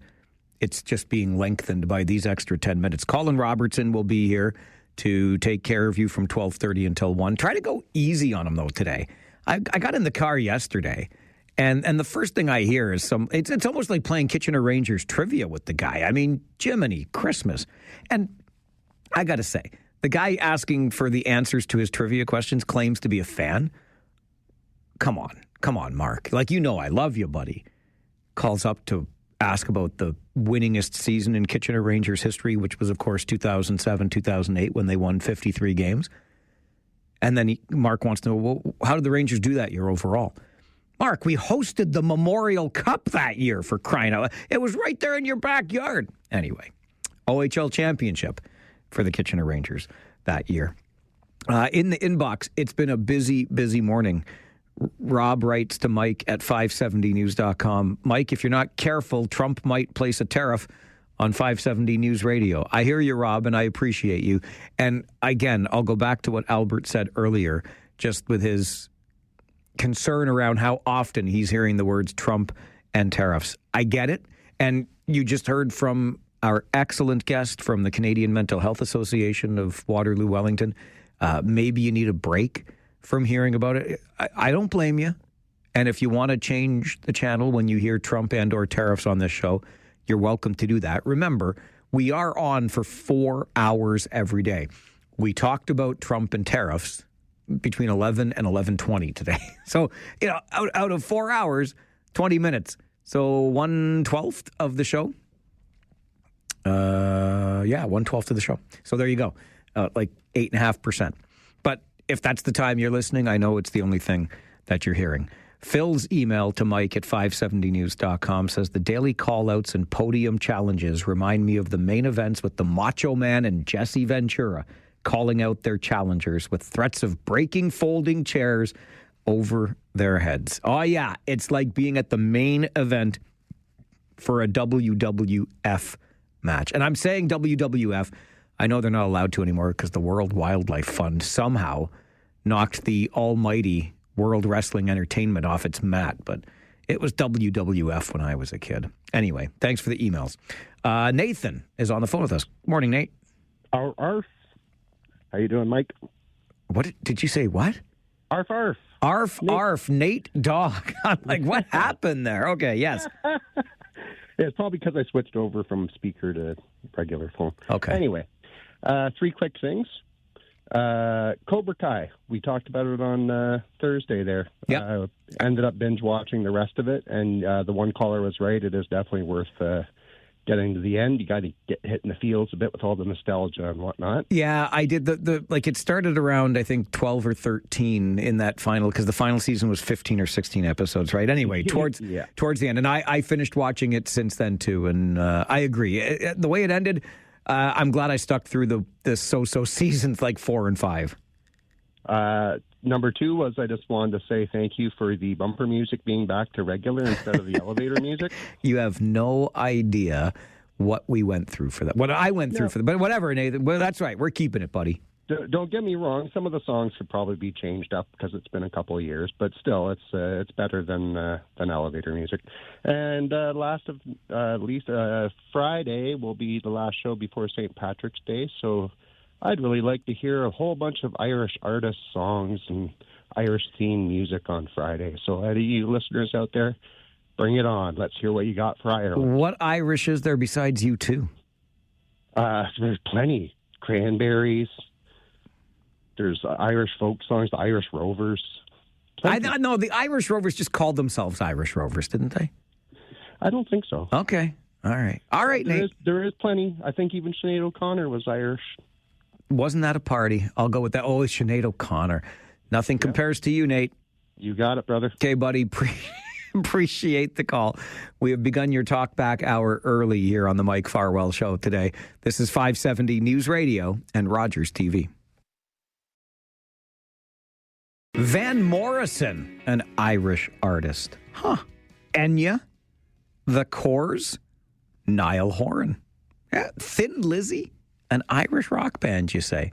Nate says for all Request Friday this Friday, we should do Irish artists because, Monday is that St. Paddy's Day thing. Another call before the noon update. Mark, good morning. Morning, Mike. Cut me some slack. Oh, Mike. Listen, here he is, eh? You got to cut Colin some slack, dude. I called in for a simple question, and you weren't around. Yes. Know? Well, maybe the question seemed simple to you. But I thank you for giving me the information. You're very welcome, my friend. You honestly couldn't remember when we hosted the Memorial Cup in 2008? You know what? Unbelievably, I don't. That's okay. How did they make out, Mike? They won the OHL. They won the OHL championship, a 7-game thriller against the Belleville Bulls. It was awesome. Okay. And one other thing, Mike. Yep. Are you going to lace up the skates today with your Bobby Hull hockey stick? No, I'm not. They're playing road hockey today, buddy. It's too hot for the ice. Okay. All right, buddy. Thanks, Mark. I appreciate it. I will be at the Downtown Showdown in the downtown, the thing, but not till 12:30. So let's go with the Talkback Hour, okay? This is the Mike Farwell Show, 570 News Radio and Rogers TV. I want to maximize our time together today on the Talkback Hour, so I'm going to get to the phones very quickly. You know the numbers, 1-519-570-2545, star 570, or 1-800-570-5715. And pro tip, if you can't get through on one of the lines, try one of the other ones, even the 1-800-570-5715. Because you can get bounced around from different lines there, and that's how you can sneak your way in. The one thing I just wanted to say off the top, because we didn't get to talk about it enough yesterday, is just my support for good job, City of Waterloo, regional police, and this court injunction we have in order to make the penalties stiffer for those who decide to engage in the illegal street party that happens in the University District around St. Paddy's Day. I have read far too many, the fun police. We should just let the kids have fun. Heaven forbid the kids have fun excuses. I don't know why we want to make excuses for that. I've heard these university students described as our future leaders, which I get. They are, and they may well build great things and great companies and do wonderful things, but that doesn't mean we should just turn a blind eye to their illegal street party. I don't understand it. So I just wanted to say that full support for the city in its efforts to clamp down on this year. Is it going to work? I have my sincere doubts, but I hope some young people end up with a serious charge on their record, and maybe they think twice as we begin to eradicate this. I'm not against fun. Have fun responsibly, like the rest of us responsible people have always done, even when we were kids. We didn't take over entire neighborhoods with our annual gathering. We went to people's houses. We went to bars. That's what you can do. Everybody, I want you to have fun. Just don't do it at my expense, please. And certainly not at the expense of our paramedic services and the cost to taxpayers year over year. It's ridiculous. Okay, to the phones. I said I want to make the most of our time. Tom, good afternoon. Good afternoon, Mike. Two questions. Okay. Why hasn't this gone to the United Nations with Trump's rhetoric here? Because he's basically causing global calamity here. What's the United Nations going to do about it? Well, are you going to pass a stern decree? Well, this is what I'm saying. Why isn't this why can't you take this to the United Nations? I'm just asking the question. Yeah, okay. Is this not sort of a threat to other sovereign countries' security by imposing tariffs and threatening economic warfare, or not trying to weaken inside our countries so you can invade a country? Isn't that sort of a concern here? Well, should that be a concern? I guess my point, Tom, is yes, absolutely a concern. I think it might just be showing us how effective the United Nations can be. Well, again, what do we have the United Nations for? Because to me, if you're going to use some type of economic warfare and then also the undermining of our government to weaken them to the point where they can't defend themselves, where maybe you could possibly invading a sovereign nation, that's sort of like what Russia did to Ukraine, did it not? Yeah, and Russia did it to Ukraine, didn't they? Absolutely. And what did the United Nations do about that? Well, as I'm saying, this is my point. That's my point, too. This is not making any sense, but it is kind of scary to think about that. I get you. Thank you. Okay, Tom. Appreciate the call. Good to hear from you. Ernie, good afternoon. Hey, Mike, a couple of things here. I'm just wondering right now, did Ford win the leadership as the top boss in our country, or is that somebody else? It's somebody else, but Ford acts like he did. And listen, I'm okay with it. I think Doug Ford has been doing a great job on this file, for the record. Okay, so I'm not complaining against that. The complaint that I have about this is his actions are going to affect the rest of the country. And I think the feds, it should be our top leader discussing these things with Trump, not a premier in a province that can affect the rest of the country and what happens to us. Okay. So the feds need to speed it up. Isn't this kind of urgent? If he's not going to talk to Trudeau, isn't it kind of urgent that they should get their stuff together and have somebody to represent all of us here and have our top leader discussing it with the president instead of our premier? So you want an election federally ASAP? Well, you know, let Carney start talking to him. Tell him when he's going to start doing it. Whoa, I don't know. You want the unelected prime minister doing the job? Well, you know, he's unelected, but he's the prime minister. He's the leader. Instead of a bunch of premiers that are making results that are going to affect the rest of the country, Mike, I don't know. I would rather have the lame duck prime minister. I won't even mention his name because somebody said earlier he didn't want to hear it again. But I don't know, Ernie. I would rather have the previous guy do it than the guy that hasn't even been elected yet. I'm just thinking I think it's kind of urgent. We need to see the feds need to get their stuff together here so we can, get on and have whatever leader we elect or have him start discussing these things with the guy out there. So he actually takes this serious, All right, Ernie, I hear where you're coming from. I want an election. Let's have a federal election. Let's sort out the mess, and then let's get back to work here. You want a productivity problem? We've got a parliamentary productivity problem. Grant, good afternoon. Good afternoon, mismanagement time person. You can laugh about it. I will laugh about it.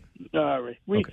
We all have bad time management, so you're not the only one. Thank you. Thank you, Grant. I appreciate your support. And I'm on board with you you can party the students, but do it responsibly. Absolutely. I think they should have. Too bad we don't got a bunch of you say people to be the security guard. Him and a bunch of. You want the head coach of the Kitchener Rangers to be the security guard? Yeah. Too bad we don't got a bunch of them and a bunch of Andinoskis. The Kitchener Rangers captain provides security on St. Paddy's Day. Everybody break out the St. Paddy wagon. What? It's your 12 o'clock Talkback Hour, the Mike Farwell Show, 570 News Radio and Rogers TV. Right back to the phones on the Talkback Hour. Kyle, good afternoon. Kyle? Okay, no Kyle, but we have a Hamed. Hamed, good afternoon. Hi, this is the first-time caller. Oh, my. Hamed, I love my first-time callers. Yes! Thank you. I'm very well. How are you? I'm good, thank you. I'm just have an idea regarding the students' party for St. Patrick's Day. Yes. I don't know, because Waterloo is one of the biggest city known for their university. What they cannot do something like a LGBT community downtown Toronto, that they just open the street for them to party and they do the responsibility. Something that's kind of idea for the because those are young people, they need party. They are not like just stay home and do nothing, and they need some reason to party all the time. So it was just an idea why the city cannot think about that, the same as give them some opportunity like LGBT communities downtown Toronto at the end of the June, that they close Church Street for them. That could be an idea for City of Waterloo. Hamed, great idea. Thank you for the call. I'm thinking of Chicago, too. That's where there's the big St. Paddy's Day party, right? They dye the river green, all that other stuff. Let's just create a St. Patrick's Day event. We've got Oktoberfest in the fall. We can have St. Paddy's in the spring. Fine by me. Let's have a parade. Let's have beer tents and beer gardens. Let's make it legal. You can't just take over the neighborhood because you wanna. That's not cool. Lisa, good afternoon. Hey, Mike, that's not why I called, but it did occur to me at the end there, did they not try a sanctioned party and it didn't work? Yes, they did. I don't know if they tried hard enough or if we need to do something different, but they did. For a couple of years, they had a big tent over at Seagram Stadium, and nobody wanted to go there because I don't think it was the cool thing to do. Right. So I don't know that would work, but I'm thinking about the federal election, the party, what we're doing right now, and one of the things that Carney keeps saying is that I'm a little bit confused. Did he say when he gets into power, the first thing he does is get rid of the carbon tax, or does he have to go through the election to do that? Because I don't know if that's something that you can just, in our system, arbitrarily do, or if there has to be a vote on it. That's a great point. Yes, he would be effectively making a campaign promise with that, Lisa. Right. So that's not necessarily something that would actually come to pass. That's just something he says right at the moment. Yep. Okay. Perfect. Thanks, Mike. You're very welcome, Lisa. Great to hear from you today. Thank you for the call. Walter, good afternoon. Good afternoon, Mike. Listen, I was watching the news last night, and ABC was interviewing some students down in Florida, for spring break, and asking them, with everything that's going on in your country and in the world, what's the most important thing to you? And you know what these idiots said? Beer. That the age, to drink should be lower. They don't sound like idiots to me, Walter. They sound like my kind of people. Oh, yeah, right, Mike. Wouldn't even hang out with you. Hey, you're so long in the tooth, would they be going, who's this old bugger? Oh, I get that all the time. I hang around junior hockey players. That's what they say. Come on. Yeah, so now I just want to say one other thing, that everybody is going on about, why can't we take, Trump to the World Court or the U.S., the UN and all that.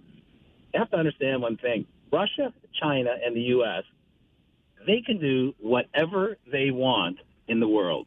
Nobody is going to stop them. Nobody. So as soon as you realize that, that we're up a creek without a paddle. So, and that's my take on it. I mean, we got to deal with this guy, whether it's any good or any bad. Yeah, you know what, Walter? That's why I kind of got into that stalemate with Tom earlier, because I don't disagree. The UN's a wonderful idea, but when it's the U.S. you're talking about, or to Walter's point, Russia or China that you're talking about, if they say damn the rules, they say damn the rules. Ibrahim, good afternoon. You're on the Talkback Hour. Good afternoon, Mike. How are you doing? Good, thank you. Good. The same like the guys before me, of course, the United States and Russia, and those people, they have about the veto power and they can do whatever they want. So, well, to Doug Ford, Mike, I called you last month, I think. I said, he's doing a damage control. It's absolutely what he's doing wrong. Because of this, the federal government, they are doing retaliatory measure, right? Yes, we are doing retaliatory tariffs. Retaliatory measure against the United States. So the federal government, they doing their job. So That for the representing Canada, and he damaged the province. Next month, if this thing go on, manufacturing the auto, the car companies, the manufacturing here in Ontario, we have hundreds of thousands of people out of work. Those companies will move to United States. He should leave to federal government and tone down, to his rhetoric. Well, I don't know, Ibrahim. I mean, he's got the electricity. Why can't he be in charge of that then? Yeah, but the federal government now, Mike, they delay 1 month, right? Why he has to put now 25? Well, because the U.S. is putting 25 on us tomorrow, and now it's 50. No. I mean, still they delay until April 2nd. So the federal government is but Ibrahim, sorry, but it's tomorrow. Donald Trump is putting 50% tariffs tomorrow. 50% because you say because of the Ontario government they put it 25%. Okay. So why they have to do that? You don't. I get it. Okay. All right. So I get it, Ibrahim. You think you poked the bear, and the bear is poking back. I got you. Talkback Hour continues. This is the Mike Farwell Show. I still like what Doug Ford's been doing. But that's just me. 570 News Radio and Rogers TV. I've got a few more minutes before I head downtown for the showdown and turn things over to Colin Robertson. I want to hear more from you. Desi, good afternoon. Hey, Mike, how are you? I am so good, thank you, my friend. How are you? Fantastic. This weather is just incredible. Oh, we're going to put that patio out onto King Street pretty soon from the Duke, aren't we? Yeah, very soon. Not soon enough. I know, but we'll wait. Yeah. I just wanted to comment on St. Patrick's weekend. Yep. A weekend this year. There are lots of great venues in Uptown Waterloo that are putting on great parties for all the students, everyone to celebrate, and they can enjoy it safely. And hopefully they won't be partying in the streets and destroying everything around them this year. I couldn't agree more, Desi. What do you got going on at the Duke for the weekend? Oh, well, we've got live music, lots of giveaways, dancing in the streets, great green beer, green everything. As we would expect. That's awesome. Yes. Yeah, it's going to be a lot of fun. All right. Well, keep up the great work, and thanks for checking in today. All right. You take care. You as well. Have a Bye-bye. good afternoon. Thank you. I will. I absolutely will. From downtown Kitchener, and Desi operates Duke of Wellington in Uptown Waterloo, one of our great local business owners, and they want to welcome you for a St. Paddy's Day party. Do so responsibly and legally, please. Rick, good afternoon. Hey, Mike, how's it going? Good. How's it going with you? Good. Fine, thanks. I missed your rant and rave yesterday, so this is callback, so I'll take a minute to rant and rave. Okay. I'm tired of ranting. It's going to be a rave. And I was not at the Kitchener Memorial Auditorium on the weekend, so I didn't walk by and wave at you. We had people in our seats, and I was in their seats in Eldor. And what a rave I'm going to give, and hats off to the people there. They are quite the fans. Boy, we had a great hockey game down there with Gatineau. We were in the area, me and my buddy, we were snowmobiling. And so our friend, his son plays for the team. And his son, his name's Noah Reinhardt. He's an overager. He got 2 goals, and I had my hat ready, and it was my Kitchener Rangers hat. And, boy, the fans around us were just loving it. They were just loving it. And the horns were going. They were cheering. It was so loud. And once they found out who we were, that we were from Kitchener, from Ontario, I think we made more friends. So what a rate. I tell you, this hats off to those people. The ushers were great. The bar, obviously we were having some tall boys. Canadian is the beer of choice for the Val-d'Or Floreurs. And what a weekend out down there. So we missed you, but we'll see you Friday night. And but no ranting today, all raving. All right, Rick. I look forward to that wave on Friday, okay? You got it, buddy. Thanks, pal. Good to hear from you. Junior hockey, bringing people together. I love it. I'm going to head downtown for some junior hockey on the road. Colin Robertson's coming in here to go through the rest of the Talkback Hour with you. So please entertain the young man. Are you not entertained? I'll be back tomorrow. This is the Mike Farwell Show, 570 News Radio and Rogers TV. And welcome back to the 12 o'clock Talkback Hour. I'm Colin Robertson, in for Mike Farwell, who just went to the downtown showdown with your Kitchener Rangers. I'm pretty sure he's going to pick up a stick and take some slap shots. At least that's what I heard. But right now, we are talking everything that you want to talk about today on this Talkback Hour. We can talk tariffs. We can talk giant pits in the roads outside, because driving into work today, I couldn't believe it. I may have dodged 40 potholes. It was one of the most insane experiences I've ever been. I don't know where they came from either. They just appeared. But that's hit the phones hard. Brenda, how are you doing today? Hello, how are you doing? I'm good. How are you? Oh, really good because of the sunshine. It does help, doesn't it? Yes, it does. I just want to say I'm all for of what Doug Ford is doing, to standing up to that thug that is trying to ruin our country, and his agenda is to ruin our country. And yeah, sure, it'll affect American people too. They gave him a huge majority vote. And in one of his speeches in Florida on his campaign trail, he stood up and said, I want to be a dictator. Huh, I am a dictator. Obviously, the American people were not listening when they gave him that such a majority vote. So I'm all for what Doug Ford is doing. We can't lay down and let this thug run over and dictate how he's going to take over our country, because there's absolutely no way that he will take over my Canada. Thanks.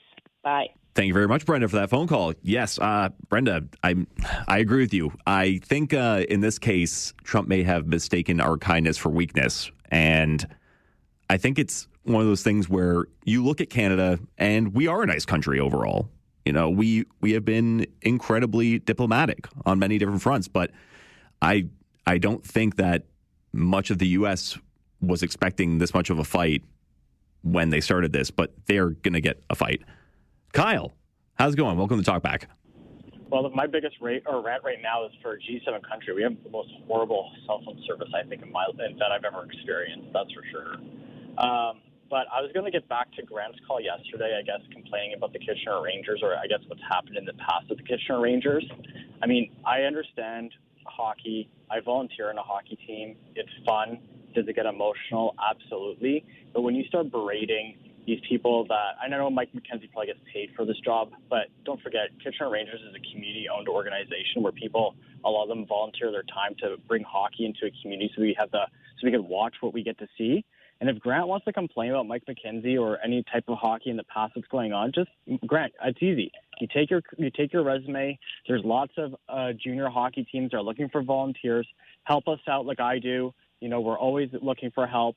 And, you know, if you think that you can help out the team win, go for it, man. Like we'd love to have you on the team if you think that you could help us out. So anyways, that's all I got to say, man. Thanks a lot. No problem. Kyle, you guys, 1 second? Yes, I got a second. Can I ask you a question? How long have you been volunteering for? So I'm with the Cyclones. This will be my third year doing timekeeping for the Cyclones, and then I did it for just over a year with the Elmira Sugar Kings as a timekeeper. Okay, so like 4 or 5 years? Yeah, I would say so. I also volunteered back in Grimsby. I did timekeeping for the hockey teams, and then I'm on the executive and stuff. So there's meetings, and we have to get sponsorship for the team to help it keep it running and stuff. So yeah, it's fun. I enjoy it. I like the inside, the outside. I like seeing the community come together and all that stuff. But it's a lot of fun. So yeah. So there you go. I just want to ask you one question since you've done it for a while now. Have you noticed a change in people's behavior in that time over the last few years? Not really. No? Same old hockey crowd?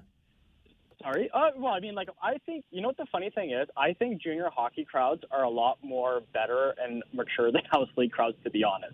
I know that I'm going to get knocked on this, but I've never had a bad issue at anything, going to a hockey game, whether it's home or away.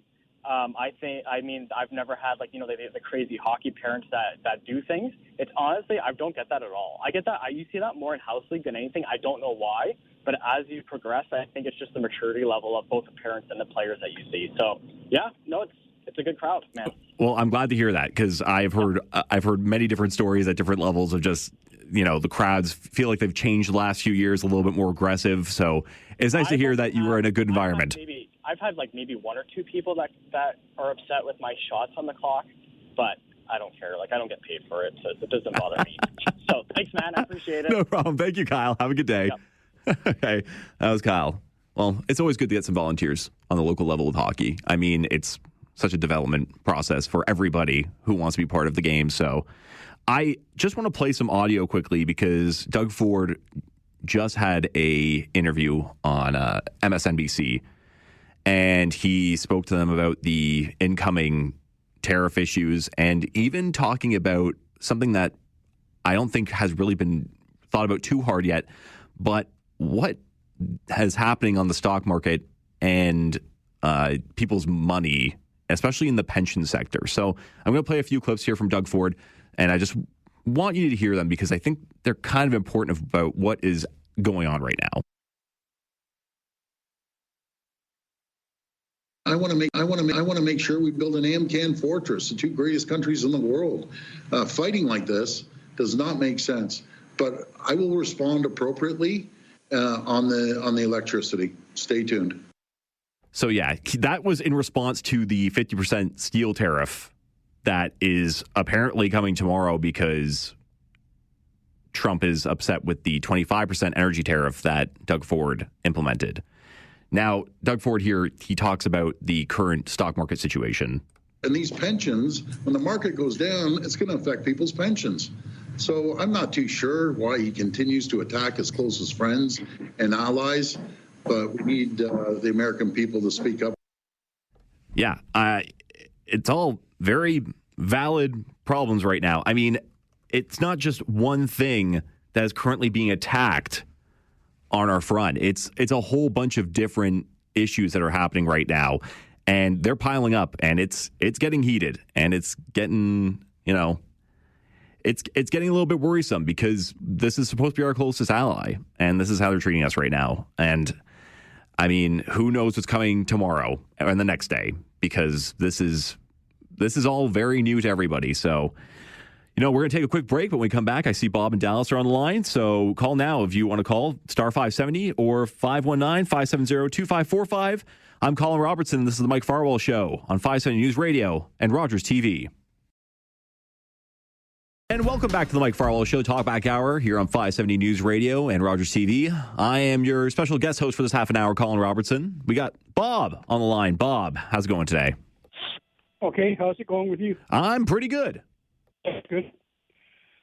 So it's Colin, is it? It is, somehow. Okay, I just wanted to get the name right. Okay, one of the things I want to talk about, I think Doug should have waited. Why? You might have, before he put the increase the hydro rates going to the States. Okay, but why? Because he might have lost some supporters in the States. And he might have helped Trump prove his point that he's in the right. Before you were playing defense, now you went on the offense. I think he just should have waited a couple of days. And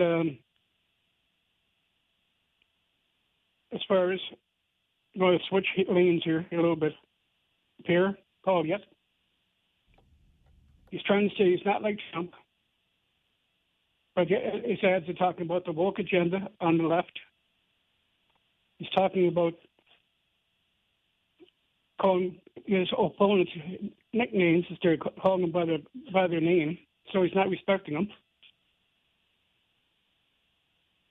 And he stood beside a guy in the summer wearing a straight pride T-shirt, and he never explained why. He looked like a proud papa.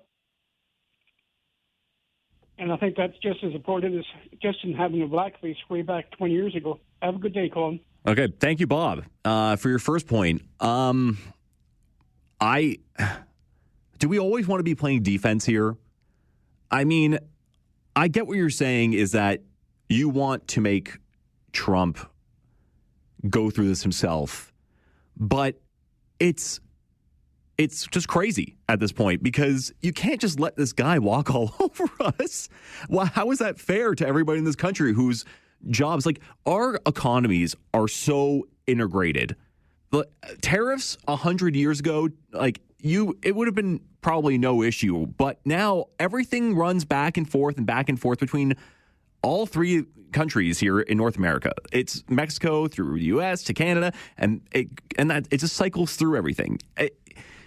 we cannot be constantly playing defense and waiting for Trump to decide what he wants to say on social media and make a snap decision, and that we just have to deal with it then. Like, I'm totally fine in this situation with Doug Ford going on the offense. It is what we should be doing, because we can't just let Trump walk all over this country and this economy. We need to basically apply pressure so maybe he backs down or thinks about, like, right now he's escalating the situation.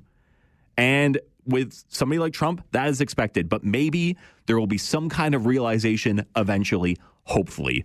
We'll see. Dallas, you're on the Talkback. How's it going? Yes, sir. I'm not doing too bad today at all.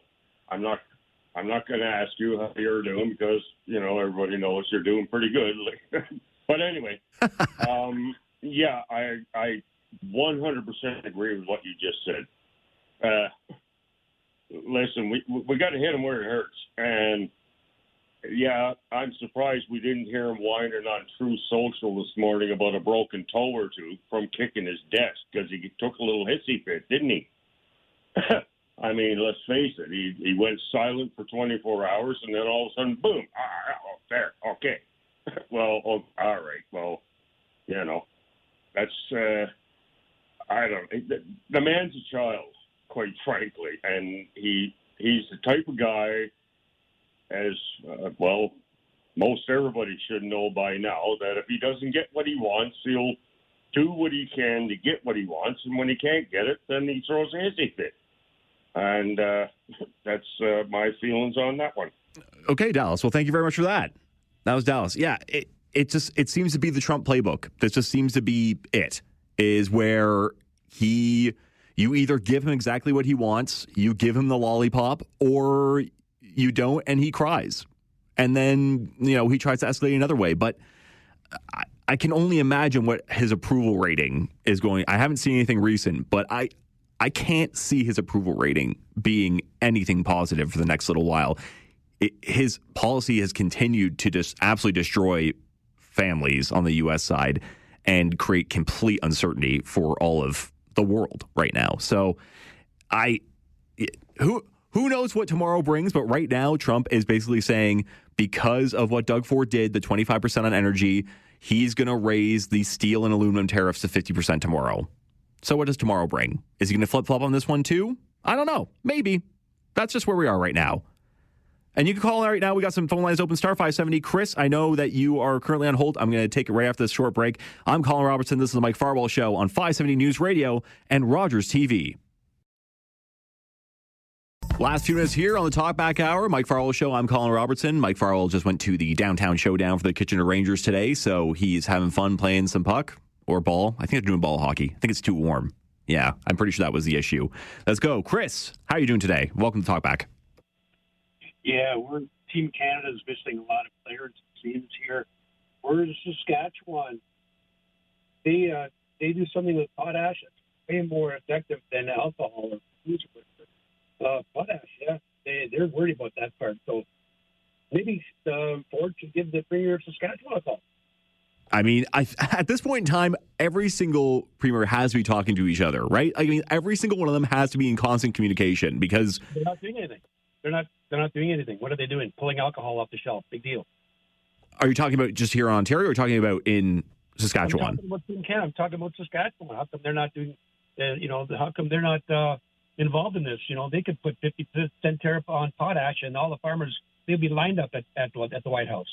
It's true. I mean, this needs to be a team. I totally agree with you. This needs to be a Team Canada approach. I mean, every single province should be just taking whatever their resources are right now and just being like, okay, this is tariff to 50% or 25% because there was an interview with a farmer from the Midwest, and that's what they're worried about: potash. They're not worried about alcohol. So you know what? Yeah, I guess you have to hit them where it hurts. Yeah, no, I totally agree. Thank you, Chris, for your phone call. Yeah, no, Chris is right. Like, this is this has to be a Canada-wide approach to this. I mean, Doug Ford doing what he can with Ontario with energy and alcohol sales and stuff, that is what he is able to control. Now, if he's talking to, every single premier across Canada, we have a lot of natural resources. And we have a lot of different commodities that we can use to leverage to put ourselves in a better situation in this trade war that we didn't want in the first place, that was just brought to our door. We have chances and opportunities to do that. And this needs to be a full-on Canada commitment.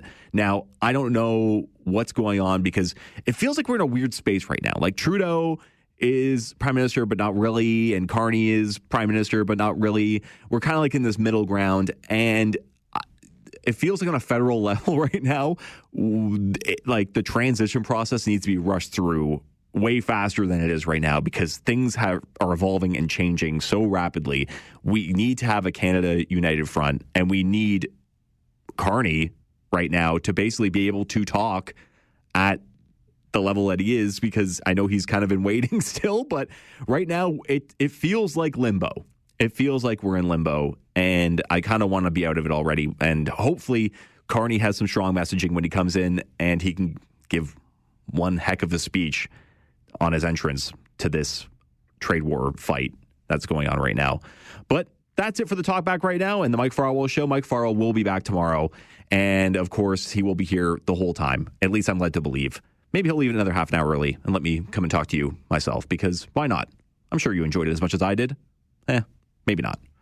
But, yes, I'm Colin Robertson. This is the Mike Farwell Show. Coming up next is Rob Snow. Now you know with Rob Snow. I'm Colin Robertson. This is 570 News Radio and Rogers TV. Bye-bye.